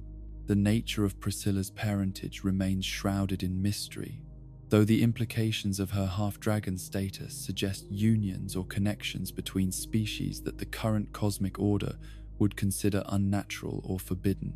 Dragons and humans occupy very different positions within the hierarchy of existence. Dragons representing forces of nature and ancient power, humans embodying consciousness and the capacity for moral choice. For these two forms of existence to combine within a single being suggests either extraordinary circumstances or deliberate intervention by forces capable of transcending the normal boundaries that separate different species. Priscilla's very existence proves that such boundaries are not absolute, that the categories used to organize reality are more fluid and permeable than those in power might prefer to acknowledge. This fluidity of identity and classification may itself be what makes Priscilla so threatening to the established order. Her existence demonstrates that the rigid hierarchies and clear distinctions that define cosmic authority are not natural laws, but artificial constructions that can be transcended through love, will, or circumstance. She embodies the possibility of change, of transformation, of escape from the predetermined roles that the cosmic order assigns to different forms of existence. The painted world itself serves multiple functions within this complex situation. For Priscilla, it provides a sanctuary where she can exist without threatening or being threatened by the forces that shaped the normal world. For those who feared her power, it offers a solution that removes the threat without requiring her destruction. For those who sympathize with her situation, it preserves her existence and provides a means of eventually accessing her realm. Yet the painted world is more than just a convenient solution to the problem that Priscilla's existence represents. It functions as a complete alternative reality, a proof of concept that demonstrates the possibility of creating new forms of existence outside the constraints of the established cosmic order. If one world can be painted into being, then others might be created as well, each offering different solutions to the moral and practical problems that arise when cosmic forces come into conflict. This raises profound questions about the nature of reality itself and the extent to which conscious beings might be able to transcend the limitations that seem to define their existence. The painted world proves that creation is possible even for beings who lack the cosmic authority of gods, that art and will can combine to bring new realities into existence when existing realities prove inadequate to accommodate all the forms that consciousness might take. The mystery of who painted the world becomes less important than the fact that it was painted at all, demonstrating possibilities that extend far beyond the specific case of Priscilla's imprisonment. If worlds can be created to serve as sanctuaries for beings who do not fit within normal reality, then the apparent limitations that define existence might be far more negotiable than they appear. The inhabitants of the painted world, beyond Priscilla herself, provide additional evidence of its function as a repository for beings who exist outside normal categories. The strange creatures and twisted forms that populate its snowy landscapes seem to represent various experiments in existence, beings whose nature challenges conventional understanding of what life can be. These residents are not merely monsters or corrupted versions of normal creatures, but appear to be intentional creations, beings designed to serve specific functions within the painted world's ecosystem. Their presence suggests that the realm's creator possessed not only the power to paint new realities into existence, but the wisdom to populate them with forms of life appropriate to their unique environments and purposes. The perpetual snow that blankets the painted world creates an atmosphere of preservation and stasis, suggesting that time moves differently here than in normal reality. This temporal distortion serves both practical and symbolic functions, preserving Priscilla and other inhabitants from the changes that would affect them in normal time, while creating an environment that reflects the frozen nature, their situation. Yet this stasis is not sterile or lifeless, but filled with its own form of beauty and meaning. The painted world's aesthetic achievement lies in its transformation of imprisonment into art, of exile into sanctuary, of limitation into a different form of freedom. Those who dwell here are cut off from normal reality, but they are also protected from its violence and uncertainty. The question of whether the painted world represents mercy or cruelty toward its inhabitants cannot be answered simply. For Priscilla, who expresses contentment with her situation, it appears to function as a genuine sanctuary where she has found peace and purpose. For others who might have been placed here against their will, it might represent a form of prison that denies them the freedom to participate in normal existence. This ambiguity reflects the complex moral dimensions of situations where powerful beings must make decisions about the fate of others based on incomplete information and competing values. The creation of the painted world represents an attempt to find a solution that serves multiple needs simultaneously, protecting both Priscilla and those who might be harmed by her power, while preserving possibilities for future resolution of conflicts that seem irreconcilable in the present moment. The painted world endures as testament to the power of creative response to moral complexity, proof that conscious beings need not accept the limitations that seem to define their circumstances, but can work to create new possibilities when existing options prove inadequate. In its snowy beauty and peaceful isolation, it offers hope that even the most difficult conflicts between conscious beings might find resolution through imagination, will, and the courage to attempt what has never been tried before.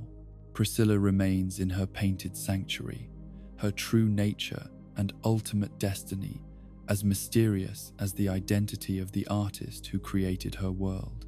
Yet in her peaceful existence within this realm of artistic creation, she embodies possibilities that extend far beyond her individual circumstances. Possibilities for transcendence, for transformation, for the creation of new forms of existence when existing forms prove insufficient to accommodate the full range of what consciousness might become. In the deepest reaches of New Londo, where the very stones weep with memories of ancient catastrophe, and the air itself carries whispers of corruption that preceded the Great Flood, there lies a tale of heroism transformed into tragedy so profound that its echoes continue to shape the fate of those who would follow similar paths.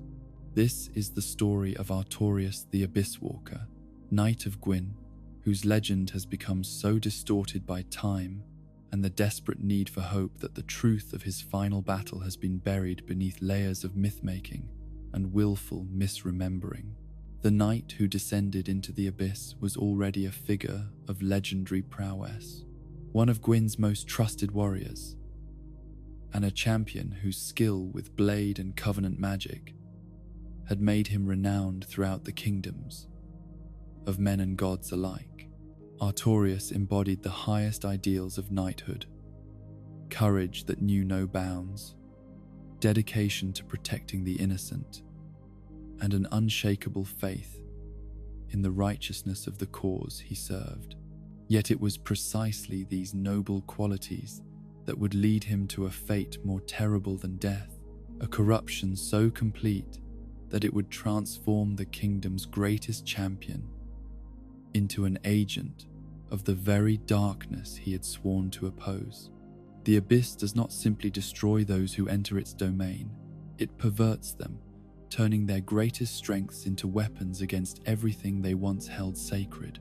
When reports first reached the surface of abyssal corruption spreading through Ulasile, threatening to engulf one of the most peaceful and scholarly communities in the known world, there was never any question about who would be sent to investigate and contain this supernatural threat. Artorius had faced countless monsters and dark sorcerers, had stood against enemies that would have driven lesser warriors mad with terror, and had always emerged victorious through a combination of supernatural skill and absolute moral certainty. The knight's preparation for his descent into the abyss included forging a covenant with the beasts of that dark realm, a magical pact that was intended to allow him to survive in an environment where normal protective magic would fail. This covenant represented a calculated risk. By binding himself to creatures of darkness, he hoped to gain the immunity necessary to function within their domain, while retaining enough of his essential nature to complete his mission and return to the surface world. Yet the very act of making such a covenant introduced abyssal influence into Artorius's consciousness, creating a connection that would prove far more dangerous than he anticipated. The beasts of the abyss are not merely wild animals that happen to dwell in dark places. They are manifestations of corruption itself, beings whose essential nature is antithetical to the order and hierarchy that define the surface world. The covenant that was meant to protect Artorias instead became the conduit through which abyssal corruption could flow directly into his mind and soul. As he ventured deeper into the realm of darkness, as he faced horrors that challenged not just his physical abilities but his fundamental understanding of reality, the connection to the abyss grew stronger, while his connection to the light-based values that had defined his existence grew correspondingly weaker. The great wolf, Sif, loyal companion and steadfast friend, accompanied Artorias into the depths, as she had accompanied him on countless other quests. The bond between knight and wolf represented one of the purest forms of loyalty and mutual affection in a world where such connections were rare and precious. Sif's presence provided emotional anchor for Artorias as he navigated trials that would have broken the spirit of most warriors, while her natural resistance to corruption offered some protection against the more subtle forms of abyssal influence. Yet even this pure bond could not ultimately protect either of them from the terrible power they faced in the depths. The corruption that claimed Artorias was too strong, too fundamental, too perfectly designed to exploit the very qualities that made him a great knight. His courage became reckless aggression, his protective instincts became paranoid violence, and his dedication to his mission became blind obsession that recognized no limits and acknowledged no cost as too great. The transformation was not instantaneous but gradual, a slow erosion of identity and purpose that allowed Artorias to retain some semblance of his former self, even as that self was being systematically corrupted. This partial preservation of consciousness may have been the cruelest aspect of his fate. He remained aware enough to understand what was happening to him, to recognize the horror of his situation, while being powerless to resist the forces that were remaking him into something monstrous. The injuries that Artorias sustained during his battles in the abyss, particularly the damage to his left arm that would forever after limit his fighting abilities, provide clues to the nature of the enemies he faced and the desperate circumstances of his final battles. These were not wounds inflicted by conventional weapons, but injuries that spoke of conflicts with forces that operated according to rules different from those that governed normal combat. The shattering of his arm was accompanied by damage to his great shield, that legendary barrier that had turned aside countless attacks and protected not just Artorias himself, but allies who fought beside him. The destruction of this shield represented more than just the loss of equipment. It symbolized the failure of defensive strategies and protective magic that had served him faithfully throughout his career as a knight. Without his shield, Artorias was forced to adapt his fighting style in ways that left him more vulnerable to the corrupting influences he was trying to resist. The two-handed sword techniques he developed to compensate for his injuries were effective in terms of dealing damage to his enemies, but they required him to abandon the measured, defensive approach that had characterized his previous battles in favor of aggressive tactics that aligned more closely with abyssal methods of combat. The mystery of what specifically happened during Artorias' final confrontation with the source of abyssal corruption in Ulasail remains one of the most troubling gaps in the historical record. What is known is that he succeeded in containing the immediate threat, preventing the corruption from spreading beyond the boundaries of that scholarly community. Yet this victory came at a cost that transformed success into tragedy in ways that would haunt the subsequent history of those who would attempt similar missions. The Artorias who emerged from the abyss was no longer recognizable as the noble knight who had descended into its depths. His mind had been shattered by exposure to truths and experiences that human consciousness was never meant to endure, while his body had been transformed by corruption that turned his legendary fighting abilities into weapons of indiscriminate destruction.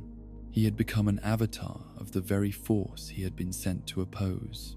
The great wolf Sif, somehow spared from corruption through means that remain unclear, found herself in the terrible position of being the only witness to her companion's transformation and the only being capable of understanding both what he had been and what he had become. Her decision to stand guard over his grave after his eventual defeat represents one of the most heartbreaking examples of loyalty, transcending even death and corruption. The legend that grew up around Artorius' sacrifice bears little resemblance to the reality of what occurred in the depths of the abyss. Popular accounts speak of his heroic victory over the forces of darkness, of his noble sacrifice that saved Ulasil from destruction, of his status as an inspiration for future generations of knights who would face similar challenges. These stories fulfill the emotional needs of those who require heroes and happy endings, but they obscure the more complex and troubling truth of what actually transpired. The distortion of Artorius' story reflects a broader pattern in how societies deal with uncomfortable truths about the nature of heroism and the costs of opposing cosmic-level threats. The real lesson of his fate, that even the greatest champions can be corrupted by the forces they oppose, that victory against absolute evil may require sacrifices that transform the victor into something indistinguishable from the enemy, is too disturbing to be acknowledged directly. Instead, the legend transforms failure into success, corruption into sacrifice, and tragic irony into noble inspiration. This myth-making serves important psychological functions for those who must continue fighting against darkness, providing them with hope and motivation that the unvarnished truth might destroy. Yet it also ensures that future champions will be unprepared for the reality of what they face when they make similar choices. The Abyss Watchers, who emerged in later ages as inheritors of Artorius' mission, represent the institutionalization of this mythologized version of his story. These warriors saw themselves as carrying on the noble tradition of the legendary Abyss Walker, dedicating their lives to preventing the spread of abyssal corruption through vigilance and preemptive action. Yet the Abyss Watchers were doomed to repeat Artorius' fate precisely because they based their understanding on the legend rather than the reality. They believed that courage and dedication would be sufficient to resist corruption, that noble intentions would protect them from the influence of the forces they opposed. This misunderstanding led them to make the same fundamental error that had doomed their predecessor. They underestimated the Abyss's capacity to corrupt the very qualities that made them effective opponents. The tragic irony of the Abyss Watchers' fate lies in their success at achieving their stated mission. They did indeed prevent the spread of abyssal corruption through their vigilant monitoring and aggressive intervention. Yet this success came at the cost of their own gradual corruption, as exposure to the abyss and the methods necessary to combat it slowly transformed them into reflections of what they fought against. The final battle between the Abyss Watchers, when they turned their weapons against each other in a desperate attempt to prevent their own corruption from spreading, represents the ultimate expression of the contradictions inherent in their mission. They had become so effective at detecting and opposing abyssal influence that they recognized it even in themselves, leading to a conflict that could only end in mutual destruction.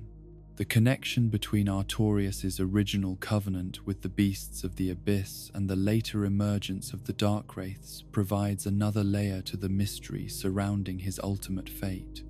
The Dark Wraiths claim to serve humanity's true interests by opposing the artificial extensions of the Age of Fire, yet their methods and their apparent comfort with abyssal corruption suggest that their understanding of humanity's needs may itself be distorted by dark influence. If Artorius' covenant created a template that later influenced the formation of the Dark Wraith faction, this would explain some of the contradictions in their philosophy and methods. They retain enough of their original noble intentions to genuinely believe they serve a righteous cause, yet their connection to abyssal forces ensures that their vision of righteousness aligns more closely with chaos and corruption than with the protection of innocent life. The mystery of whether Artorias retained any consciousness or agency after his corruption raises disturbing questions about the nature of abyssal influence and the possibility of redemption for those who fall to its power. The evidence suggests that something of his original personality persisted even in his corrupted state, creating a being that was neither fully Artorias nor completely other, but rather a tragic fusion of noble knight and abyssal avatar. This partial preservation of identity may explain why his grave became a site of pilgrimage and reverence despite the circumstances of his final battles. Even in corruption, traces of his original nobility remained visible to those who knew how to look for them, creating hope that the essential person might somehow be recoverable despite the apparent completeness of his transformation. The Great Wolf, Sif's eternal vigil over Artorias' grave, embodies this hope while simultaneously acknowledging its futility. Her loyalty to the memory of what he had been coexists with her understanding of what he became, creating a form of love that transcends both death and corruption while refusing to deny the reality of either. The sword that Sif guards, the very weapon that Artorias wielded in his corrupted state, represents the complex legacy of his story. It remains a blade of incredible power, capable of accomplishing great deeds in the hands of a worthy wielder. Yet it also carries within it traces of the corruption that claimed its original master. Those who would claim this weapon must be prepared to face not just its power, but the moral complexity of wielding something that embodies both heroism and its opposite.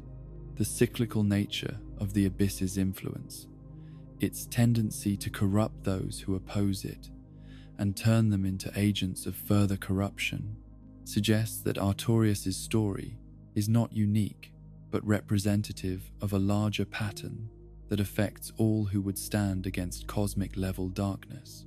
Each generation produces champions who believe they can succeed where their predecessors failed, yet each generation faces the same fundamental challenge of maintaining their identity and purpose in the face of forces designed to subvert both. The legend of Artorias the Abysswalker continues to inspire new generations of heroes while simultaneously ensuring that they will be unprepared for the realities they must face. In this way, his story becomes both warning and trap, both cautionary tale and self-fulfilling prophecy. The very qualities that the legend celebrates, unwavering courage, absolute dedication, willingness to sacrifice everything for the greater good, are precisely the qualities that the Abyss exploits most effectively. Yet perhaps this tragic irony is itself part of the cosmic balance that governs the eternal struggle between light and darkness. If the Abyss represents humanity's natural state unconstrained by divine authority, then those who oppose it may be fighting not against an external enemy, but against fundamental aspects of their own nature. The corruption that claims champions like Artorias might be less invasion than revelation, less transformation than recognition of truths that surface world morality cannot acknowledge. In the end, the mystery of what really happened to Artorias in the Abyss reflects the larger mystery of what happens to heroism itself when it encounters forces that operate according to rules that transcend conventional morality. His story serves as both inspiration and warning, both call to action and acknowledgement of the costs that such action inevitably entails, reminding us that in a universe where cosmic forces struggle for dominance, even the greatest champions may discover that victory and defeat are far less distinct than they once believed.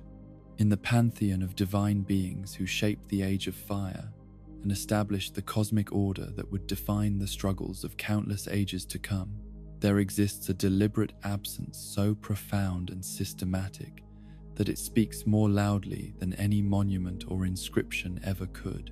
This is the void where all record of Gwyn's firstborn once existed. A carefully orchestrated erasure so thorough that even the statues carved to honor his deeds have been defaced beyond recognition, their surfaces scarred and broken until no trace remains of the features they once displayed.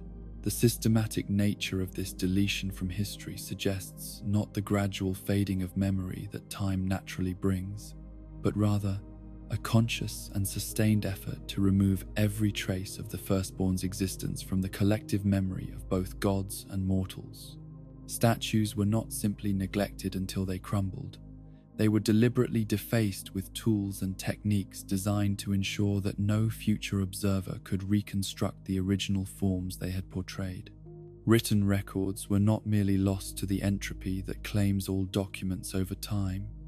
They were systematically destroyed, their destruction so complete that even fragments and partial references were hunted down and eliminated. This represents an unprecedented effort at historical revision, a campaign to rewrite the past that required resources, coordination, and determination that could only have been marshaled by the highest levels of divine authority. The question that haunts this deliberate absence concerns not just the identity of the missing god, but the nature of his transgression that warranted such extreme measures. What could the firstborn have done to justify not merely his exile or punishment, but the complete erasure of his existence from the historical record? What crime against cosmic order could have been so severe that acknowledging it had ever occurred was deemed too dangerous to permit? The few clues that survive the purge point toward a betrayal that struck at the very foundations of the war between gods and dragons that defined the early age of fire. References in the most ancient and carefully hidden texts speak of an alliance with the ancient dragons, those timeless beings who had ruled the world before the discovery of the first flame, brought change and mortality to a realm that had previously known only eternal stasis. This alliance represents more than simple political treachery or military defection. The war against the ancient dragons was not merely a conflict between opposing armies, but a cosmic struggle between fundamentally different approaches to existence itself. The gods represented change, mortality, the dynamic interplay of opposing forces that creates growth and transformation. The dragons embodied permanence, immortality, the static perfection of a world where nothing ever changes because change itself has no meaning. For Gwyn's own son to ally with the dragons would have been not just personal betrayal, but cosmic heresy, a rejection of the very principles that made the Age of Fire possible. It would have represented a choice to side with forces that sought to return the world to the grey twilight of eternal stasis, abandoning the dynamic struggle between light and dark that gave meaning to both divine authority and mortal existence. The evidence that connects the Nameless King to the identity of the lost firstborn comes from multiple sources, though each piece of this puzzle remains frustratingly incomplete and open to alternative interpretations. The Nameless King's domain in the realm beyond normal space and time, his mastery of lightning that rivals Gwyn's own power, his apparent authority over other divine beings. All of these characteristics align with what one would expect from a member of the solar pantheon's highest nobility. More tellingly, the Nameless King's alliance with dragons appears to be not a recent development, but a relationship that has endured across ages, suggesting deep connections that predate the current cosmic order. His bond with the King of the Storm, the ancient dragon that serves as his mount and partner in battle, displays a level of trust and cooperation that could only have developed through long association and shared purpose. This partnership between the Nameless King and his draconic ally represents something unprecedented in the known world, a genuine collaboration between divine and draconic consciousness that transcends the hostility and mutual incomprehension that typically characterizes relationships between these fundamentally different forms of existence. It suggests possibilities for cooperation and understanding that the cosmic order established by Gwyn's victory explicitly rejected.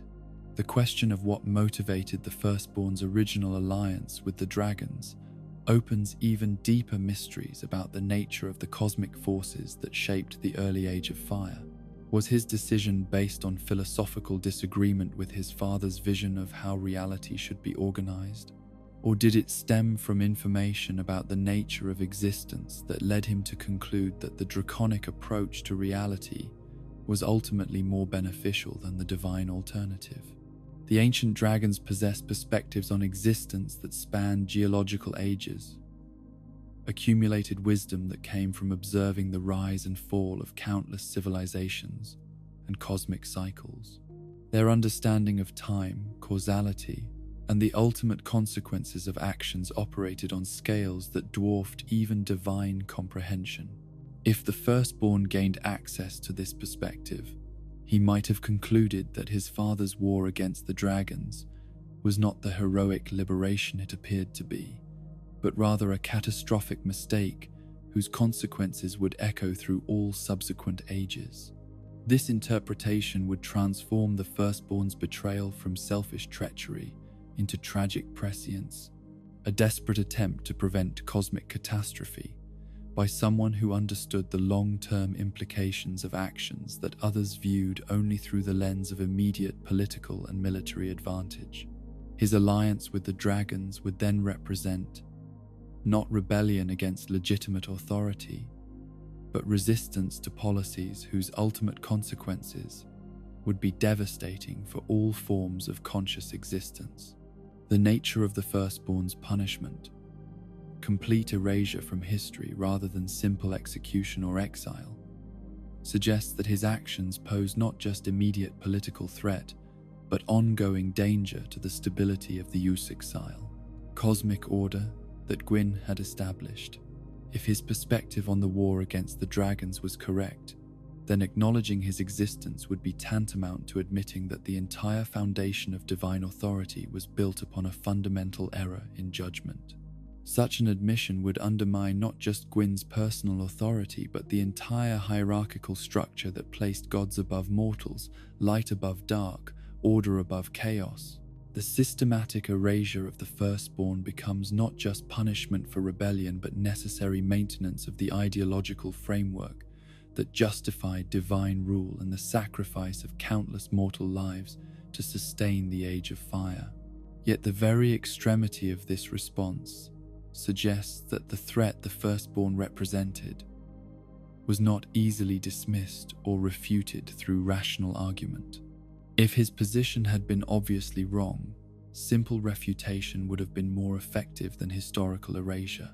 The desperate measures taken to eliminate all trace of his existence imply that his arguments were compelling enough to potentially convince others, creating the risk of broader rebellion against divine authority. The Firstborn's current identity as the Nameless King reflects not just his separation from his original family and position, but a fundamental transformation of his nature and purpose. Stripped of his original name and titles, cut off from the sources of power and identity that had defined his existence as a god of the established pantheon, he has been forced to create new forms of meaning and authority based on principles that the surface world no longer recognizes or values. His mastery of lightning, though it echoes the power wielded by his father, operates according to different principles and serves different purposes. Where Gwyn's lightning was a weapon of conquest and domination, used to establish divine authority over lesser beings, the Nameless King's electrical power seems to function more as a tool of partnership and cooperation, enabling his alliance with draconic forces rather than asserting superiority over them. The realm where the Nameless King holds court exists outside the normal flow of time and space, suggesting that his exile from conventional reality was so complete that he was forced to create his own domain, according to principles that the established cosmic order explicitly rejected. This realm represents not just a place of refuge, but a proof of concept, demonstrating that alternative approaches to organizing reality are not only possible, but potentially superior to the methods employed by the surface world. The inhabitants of this hidden realm, dragons, storm creatures, and other beings that exist outside the normal categories of divine taxonomy, suggest that the Nameless King has not merely survived his exile, but has thrived, creating new forms of civilization and cooperation that transcend the limitations imposed by conventional approaches to power and authority. The question of whether the Nameless King's punishment was justified depends largely on one's perspective regarding the ultimate value of stability versus truth, order versus justice. From the standpoint of maintaining the cosmic hierarchy that supports the Age of Fire, his erasure from history served necessary political and ideological functions that preserved the framework within which civilization could continue to exist. Yet from the perspective of absolute truth and moral accountability, the erasure represents a massive injustice. The punishment of someone whose crime may have been nothing more than possessing inconvenient insight into the ultimate consequences of policies that served short-term political needs, while creating long-term catastrophic risks. The tragedy of the Firstborn's story lies not just in his personal fate, but in the broader implications of a cosmic order that maintains itself through the systematic suppression of inconvenient truths. His erasure from history becomes a symbol of the price that truth-tellers pay when their insights threaten established power structures, regardless of whether those insights are ultimately correct or beneficial. The mystery of the Nameless King's true intentions and ultimate goals remains as impenetrable as ever, obscured not just by the passage of time, but by the deliberate efforts of those who feared what honest examination of his motives might reveal. Does he seek revenge against the cosmic order that erased him from history? Or does he simply wish to be left alone to pursue alternative approaches to existence in his hidden realm? His apparent withdrawal from direct involvement in surface world conflicts suggests either contentment with his current situation or strategic patience, as he waits for circumstances that might allow him to more effectively challenge the established order. The alliance with dragons that originally led to his exile continues to provide him with perspectives and capabilities that remain unique within the known universe. The dragons that serve alongside the Nameless King possess memories and understanding that span the entire history of the world, from the grey twilight of the Age of Ancients through the rise and eventual decline of the Age of Fire. Their counsel provides him with insight into cosmic patterns and long-term consequences that no other being currently possesses, making him perhaps uniquely qualified to understand what the future might hold and how present actions might influence ultimate outcomes. The question of whether the Firstborn could ever be restored to his rightful place within divine society, or whether such restoration would even be desirable given the changes that exile has wrought in his nature and purpose, remains one of the most complex moral puzzles in a universe already thick with ethical ambiguity and competing claims to legitimacy.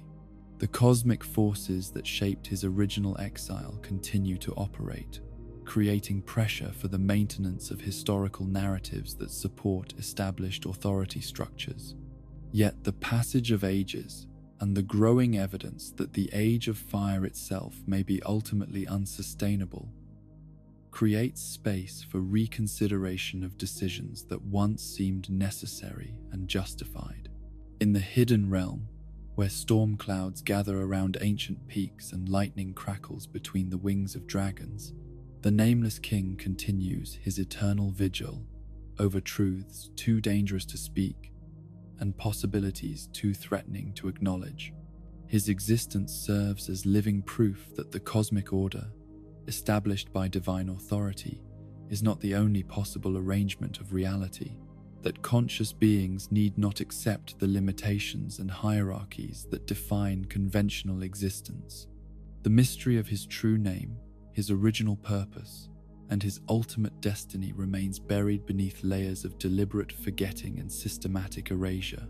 Yet in the very extremity of the efforts taken to eliminate his memory lies evidence of the power and significance of what was lost, suggesting that the questions he raised and the alternatives he represented continue to pose fundamental challenges to the established order of existence itself.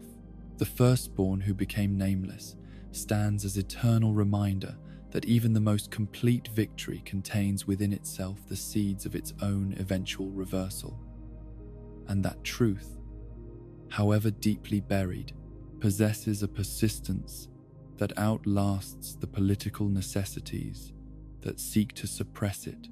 In his exile and transformation, he embodies both the cost of challenging established authority and the possibility that such challenges, however long delayed, may ultimately prove to have been necessary for the health and continuation of conscious existence itself. In the deepest chambers beneath the Cathedral of the Deep, where ancient stones weep with moisture that carries more than water within its droplets, there has emerged a cosmic force, so alien to previous understanding that even the most learned scholars struggle to comprehend its nature and implications. This is the deep, a phenomenon that transcends simple classification as either extension of the abyss or manifestation of corrupted humanity, representing instead something altogether more troubling and mysterious, a cosmic principle that seems to embody the ultimate fate awaiting all conscious existence when the natural cycles of growth and decay are allowed to reach their inevitable conclusion. The deep differs fundamentally from the abyss in both its origins and its ultimate character. Where the abyss represents the dark soul unleashed from the constraints imposed by divine authority, raw human nature expressing itself without the limitations that civilization and cosmic hierarchy seek to impose, the deep appears to be something far more passive and inexorable. Not the explosive liberation of suppressed forces, but rather the slow accumulation of spiritual sediment that settles in the deepest places when the currents of existence finally cease to flow. The mystery begins with the nature of human dregs themselves, those peculiar substances that the deacons of the deep describe as the heaviest things within the human body. This description suggests not merely physical weight, but spiritual gravity, as if these dregs represent aspects of human consciousness that naturally sink to the lowest levels of existence when freed from the animating forces that normally keep them in circulation throughout the body and soul. What exactly are these dregs, and how do they relate to the broader nature of human consciousness and mortality? The evidence suggests that they are not foreign substances introduced into human beings from external sources, but rather natural byproducts of conscious existence itself, the spiritual equivalent of the sediment that accumulates in any system where fluids flow and settle over time. If this interpretation is correct, then human dregs represent not corruption or contamination, but rather the inevitable consequences of living a conscious existence in a universe where entropy and decay are fundamental forces. Every thought, every emotion, every moral choice leaves behind traces of spiritual residue that accumulate over the course of a lifetime, gradually weighing down the soul until these heaviest elements begin to separate from the lighter aspects of consciousness. The Cathedral of the Deep serves as both temple and laboratory for the study of this phenomenon, its architecture specifically designed to facilitate the accumulation and concentration of human dregs in ways that allow for their systematic examination and ultimate consumption. The building itself functions as a kind of cosmic distillery, drawing spiritual sediment from the surrounding region and concentrating it within chambers where it can be properly processed and understood. The transformation of Aldrich, saint of the deep, from a humble cleric into a writhing mass of sludge that devours gods and men alike, represents perhaps the most dramatic example of what happens when human dregs are allowed to accumulate beyond the point where individual consciousness can maintain its coherence. Yet this transformation was not accidental or unwanted, but rather the deliberate culmination of a spiritual process that Aldrich embraced as the ultimate expression of his understanding of humanity's true destiny. Aldrich's vision of the deep as humanity's natural endpoint suggests that he viewed the accumulation of spiritual sediment not as corruption to be resisted, but as evolution to be embraced. From his perspective, the individual consciousness that struggles to maintain its distinctiveness and moral clarity represents an artificial state that cannot be sustained indefinitely. The deep offers escape from the exhausting effort of maintaining personal identity in favor of dissolution into a collective unconscious that encompasses all human experience without the burden of individual responsibility. This philosophy directly challenges fundamental assumptions about the value and meaning of individual existence. If Aldrich is correct that human dregs represent the natural tendency of consciousness to settle into undifferentiated collective forms, then the entire project of maintaining distinct personal identity may be nothing more than resistance to natural law, a futile attempt to swim upstream against currents that will eventually carry all consciousness toward the same ultimate destination. The connection between the deep and the original dark soul remains one of the most complex aspects of this mystery.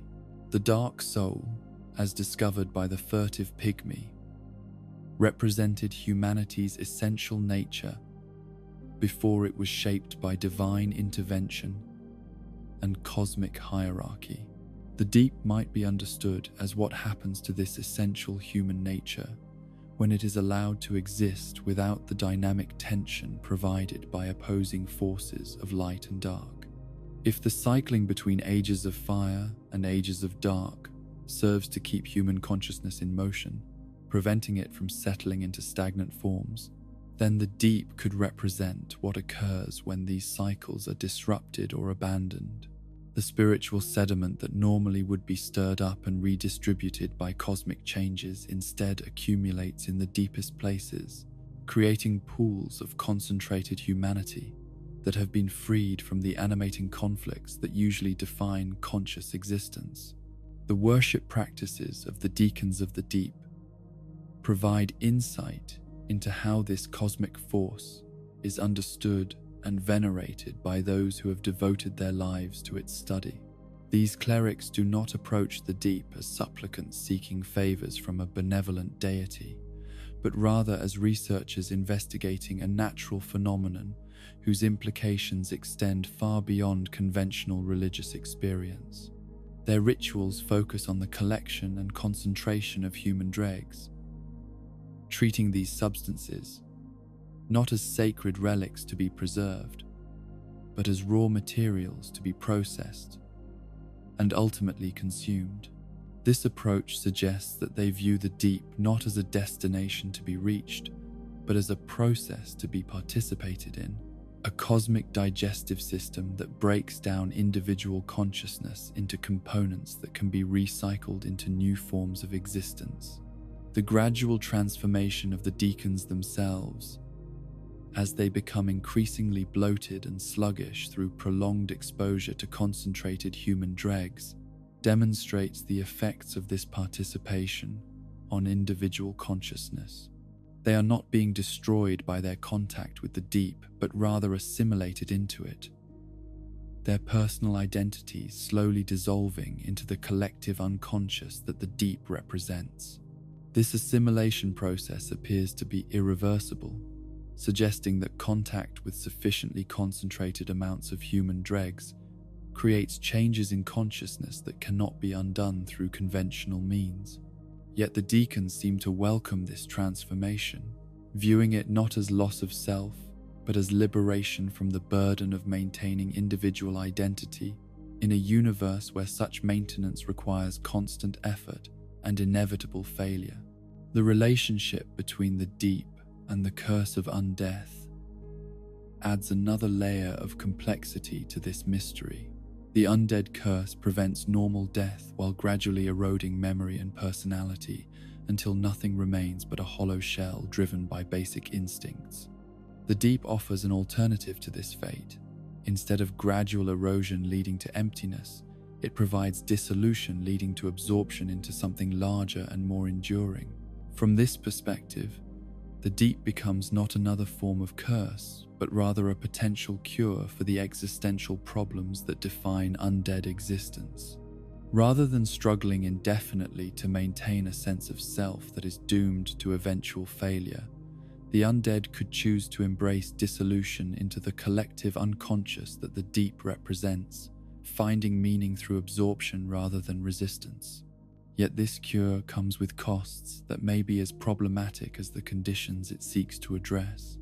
The collective unconscious that the deep represents is not characterized by consciousness or volition in any meaningful sense, but rather by a kind of spiritual entropy where all individual thoughts and desires are reduced to their lowest common denominator. The freedom from personal responsibility that it offers is also freedom from personal agency, personal growth, and personal meaning. The mystery of how the deep relates to other cosmic forces becomes particularly important when considering its potential role in future cosmic cycles.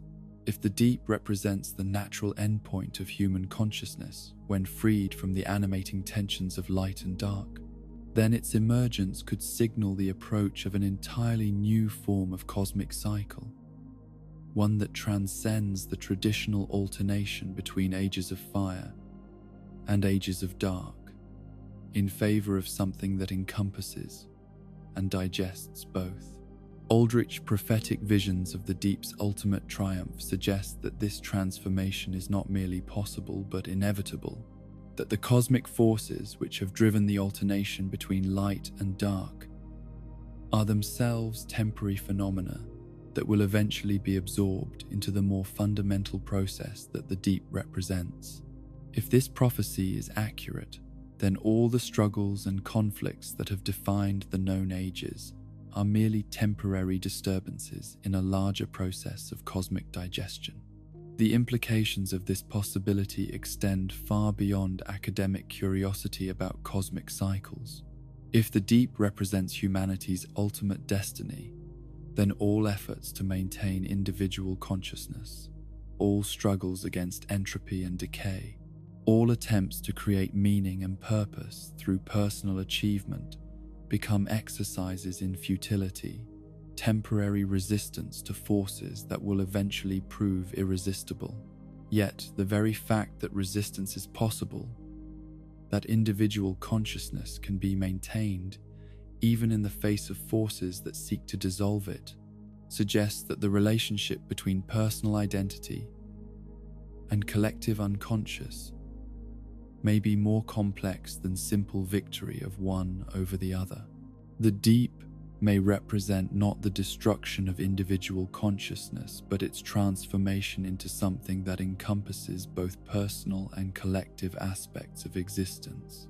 The rituals and practices associated with deep worship focus heavily on the act of consumption, not just the physical ingestion of human dregs, but the spiritual absorption of the experiences and identities that those dregs represent. This emphasis on consumption as a sacred act suggests that the deep functions not merely as a repository for discarded aspects of consciousness, but as an active process that transforms what it receives. In this interpretation, the dissolution of individual identity that occurs through contact with the deep is not simple destruction, but rather a form of spiritual metabolism that breaks down complex forms of consciousness into simpler components that can be recombined into new patterns of existence. The collective unconscious that results from this process would not be static or empty, but rather dynamically engaged in the ongoing transformation of consciousness itself. The mystery of whether this transformation represents evolution or devolution depends largely on one's understanding of what consciousness is meant to accomplish and whether individual identity is an essential component of conscious existence or merely a temporary stage in a larger developmental process. The Deep offers answers to these questions that challenge conventional assumptions about the value and meaning of personal identity while providing alternatives that may be more sustainable in the long term. The emergence of the Deep as a cosmic force, distinct from both the abyss and conventional divine authority, suggests that the universe contains possibilities for existence that transcend the traditional categories used to organize reality. Its presence indicates that the alternation between light and dark, which has dominated cosmic cycles for so long, may itself be merely one phase in a larger process of cosmic evolution that ultimately leads to forms of existence that neither light nor dark adequately describes. In the depths of the cathedral where human dregs accumulate like spiritual sediment in the bottom of some vast cosmic vessel, the mystery of the Deep continues to unfold according to principles that remain largely incomprehensible to consciousness, organized around traditional concepts of individual identity and personal agency. Yet, in its alien logic and inexorable processes, it offers glimpses of possibilities for existence that may prove more enduring than any of the alternatives that conscious beings have previously imagined or attempted to create. The Deep remains, patient and absorbing, waiting to receive whatever consciousness the cosmic cycles eventually deposit within its depths, transforming everything it touches according to principles that transcend both individual will and collective authority in favor of something that encompasses and digests both into forms of existence that neither can fully comprehend, resist. In the molten depths of Izalith, where the very stones flow like water and the air shimmers with heat that transcends mere temperature to become a living force that reshapes reality itself, there lies the origin of one of the most catastrophic experiments in the manipulation of cosmic forces ever attempted by divine consciousness. The Witch of Izalith, whose mastery over the essence of life and fire had made her one of the four great discoverers of Lord Souls in the primordial age, embarked upon a project whose ambitions matched those of the gods themselves, the creation of a new first flame that would ensure the continuation of the Age of Fire, regardless of the natural cycles that governed cosmic existence.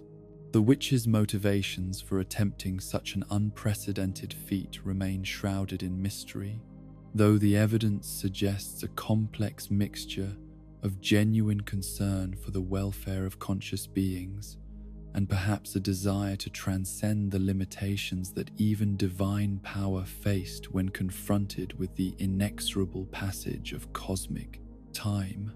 The original first flame, for all its magnificence and the cosmic authority it had granted to those who claimed its Lord Souls, was not eternal. It burned according to natural laws that would eventually see it fade into embers and then into darkness, bringing an end to the Age of Fire and ushering in whatever unknown era might follow. The prospect of such an ending would have been particularly troubling to someone like the witch, whose domain encompassed life itself and whose understanding of existence centered on growth, nurturing, and the cultivation of forms of consciousness that could flourish only under conditions of warmth and light. The fading of the first flame would not merely represent a change in cosmic administration, but the potential extinction of all the forms of life that had evolved to depend upon its sustaining power. Yet the witch's attempt to recreate the cosmic forces that had originally kindled the first flame was based on incomplete understanding of the principles involved in such creation. The original flame had emerged from conditions that predated conscious intervention, arising spontaneously from the intersection of forces that conscious beings could observe and harness, but not fully comprehend or deliberately replicate. The attempt to manufacture such a phenomenon through deliberate action required making assumptions about the nature of cosmic forces that would prove to be catastrophically incorrect.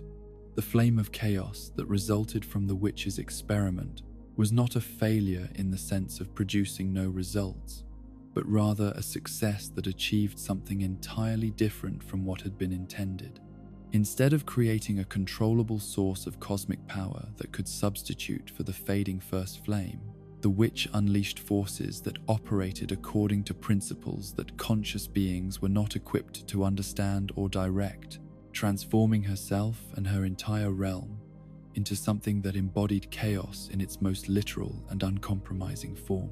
The transformation of Izalith from a realm of warmth and nurturing life into a landscape of molten stone and demonic creatures represents one of the most complete inversions of purpose and outcome in the recorded history of divine intervention in cosmic affairs. The place that had once been dedicated to fostering and protecting life became a source of beings whose very existence threatened the stability of all other forms of conscious existence, while the witch who had sought to preserve the conditions necessary for life became a force that embodied the destructive potential inherent in uncontrolled change. The demons that emerged from the flame of chaos were not simply corrupted versions of existing creatures, but entirely new forms of existence that operated according to principles that had no precedent in the natural order. These beings embodied pure chaotic energy given consciousness and form, representing not evolution or corruption of existing life, but rather the emergence of something altogether alien to the categories that had previously defined the relationship between consciousness and physical reality.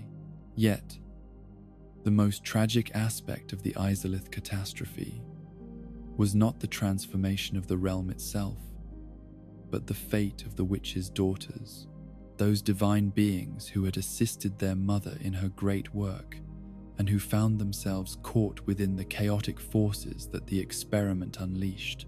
Each daughter faced a different form of transformation or exile, their individual fates reflecting different aspects of the broader tragedy that had claimed their entire family and domain.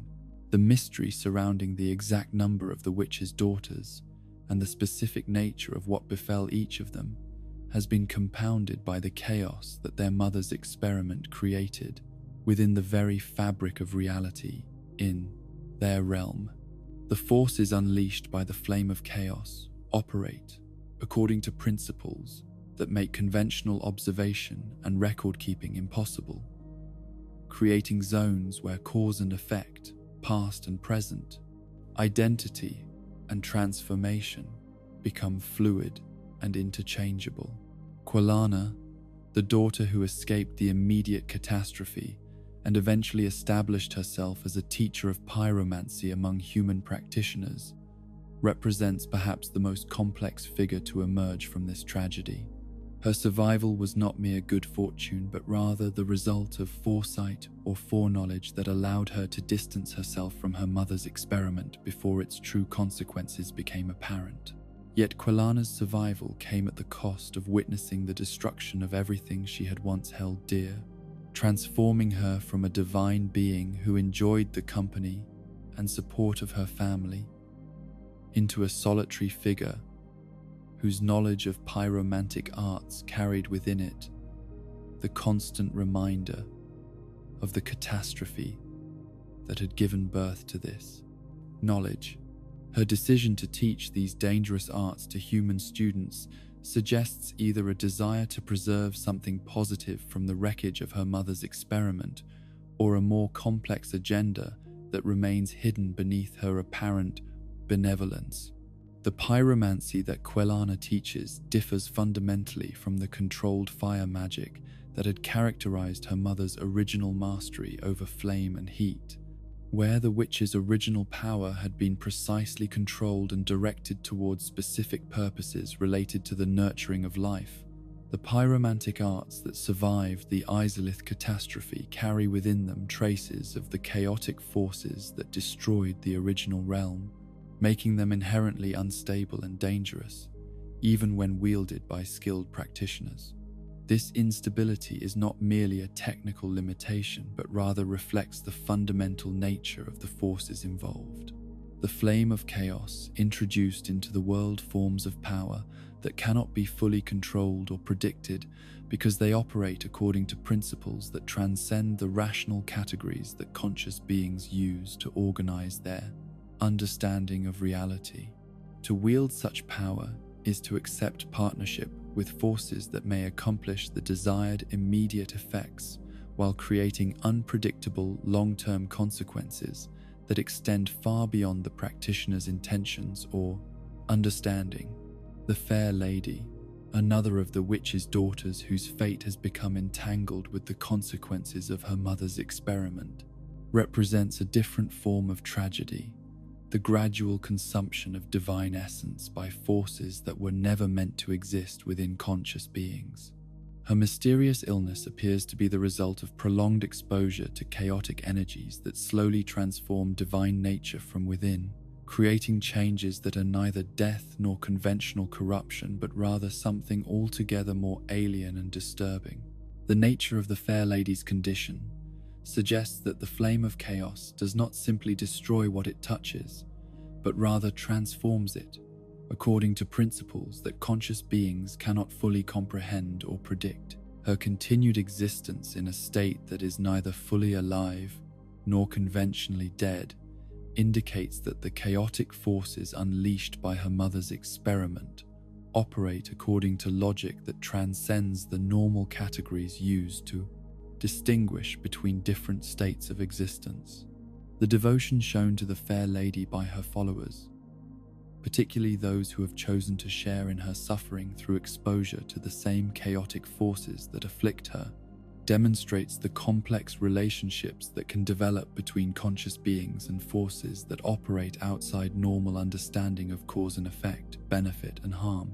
These followers have chosen to embrace transformation by chaos, not because they understand its ultimate consequences, but because they find meaning in sharing the burden of someone they care about, even when that sharing leads them into forms of existence that they cannot fully comprehend or control. The question of whether other daughters of the witch survived the catastrophe in forms that remain hidden or transformed beyond recognition adds another layer of mystery to the Izalith tragedy. The chaotic forces unleashed by the flame of chaos are capable of creating transformations so complete that the original identity of those affected might become entirely unrecognizable, making it possible that beings who appear to be demons or other chaotic creatures might actually be divine beings whose essential nature has been altered beyond conventional recognition. This possibility raises disturbing questions about the nature of identity itself and whether consciousness can survive transformations so radical that every outward characteristic changes while some essential core remains intact but inaccessible. If some of the demons that emerged from Izalith are actually transformed daughters of the witch, then the tragedy of her experiment extends beyond the loss of her family to encompass their transformation into agents of the very forces that destroyed their original forms of existence. The bed of chaos, the monstrous form that the witch herself eventually became, represents the ultimate expression of what happens when divine consciousness attempts to contain and direct forces that operate according to principles that transcend divine understanding. The being that resulted from this transformation is neither fully alive nor entirely dead, but rather exists as a kind of nexus where chaotic energies converge and from which they continue to emerge in forms that threaten the stability of all surrounding reality. Yet, even in this transformed state, traces of the witch's original nature and purpose appear to persist, creating a tragic irony where the being who sought to preserve life through the creation of a new cosmic flame becomes a source of forces that threaten all existing forms of life. The bed of chaos generates new demons and chaotic phenomena, not through malicious intent, but as a natural consequence of its existence, representing the ultimate perversion of nurturing impulses into their opposite, the persistence of the original first flame. Despite the witch's attempt to replace it with her own creation, raises questions about whether her experiment was ever capable of achieving its intended goals, or whether it was doomed from the beginning by fundamental misunderstandings about the nature of cosmic forces. The relationship between the flame of chaos and the original flame appears to be not replacement but rather conflict, with the chaotic energies serving to accelerate the consumption of the very forces they were meant to preserve. This suggests that the witch's experiment, rather than solving the problem of the fading first flame, may have actually made the situation worse by introducing forces that consume cosmic energy at rates that exceed what the natural cycles can sustain. The demons and chaotic phenomena that continue to emerge from Izalith represent not just immediate threats to conscious beings, but long-term drains on the cosmic forces that sustain all existence. The tragic irony of the witch's fate extends beyond her personal transformation to encompass the broader implications of her experiment for understanding the relationship between conscious will and cosmic forces. Her attempt to use divine power to reshape fundamental aspects of reality according to her own understanding of what was necessary demonstrates both the nobility of her intentions and the ultimate limitations of even divine consciousness. When confronted with forces that operate on scales and, according to principles that transcend individual comprehension, the lesson of Izalith is not that conscious beings should avoid attempting to influence cosmic forces, but rather that such attempts must be undertaken with humility and recognition that the consequences of success may be as dangerous as the consequences of failure. The witch's experiment succeeded in creating new forms of cosmic power, but these forms operate according to logic that makes them ultimately destructive rather than constructive, representing chaos, not as the opposite of order, but as order organized according to principles that conscious beings cannot comprehend or safely interact with. The continued existence of chaotic forces in the world, long after the original experiment that created them, demonstrates the persistent nature of cosmic interventions and their tendency to create consequences that extend far beyond the intentions or lifespan of those who initiate them. The flame of chaos continues to burn and generate new forms of chaotic existence, not because the witch continues to will it into being, but because the forces she unleashed have achieved a form of cosmic momentum that sustains itself independently of conscious direction or control. In the molten depths where the witch's great experiment continues to unfold according to its own alien logic, the mystery of what she truly intended and whether alternative approaches might have achieved her goals without creating such catastrophic side effects remains buried beneath layers of chaotic transformation that make conventional investigation impossible. Yet the tragedy of Izalith serves as eternal reminder that the relationship between consciousness and cosmic forces is more complex and dangerous than even divine understanding can fully encompass, and that the attempt to reshape reality according to conscious will, however noble in intention, carries within it risks that may prove too great for any being to safely accept.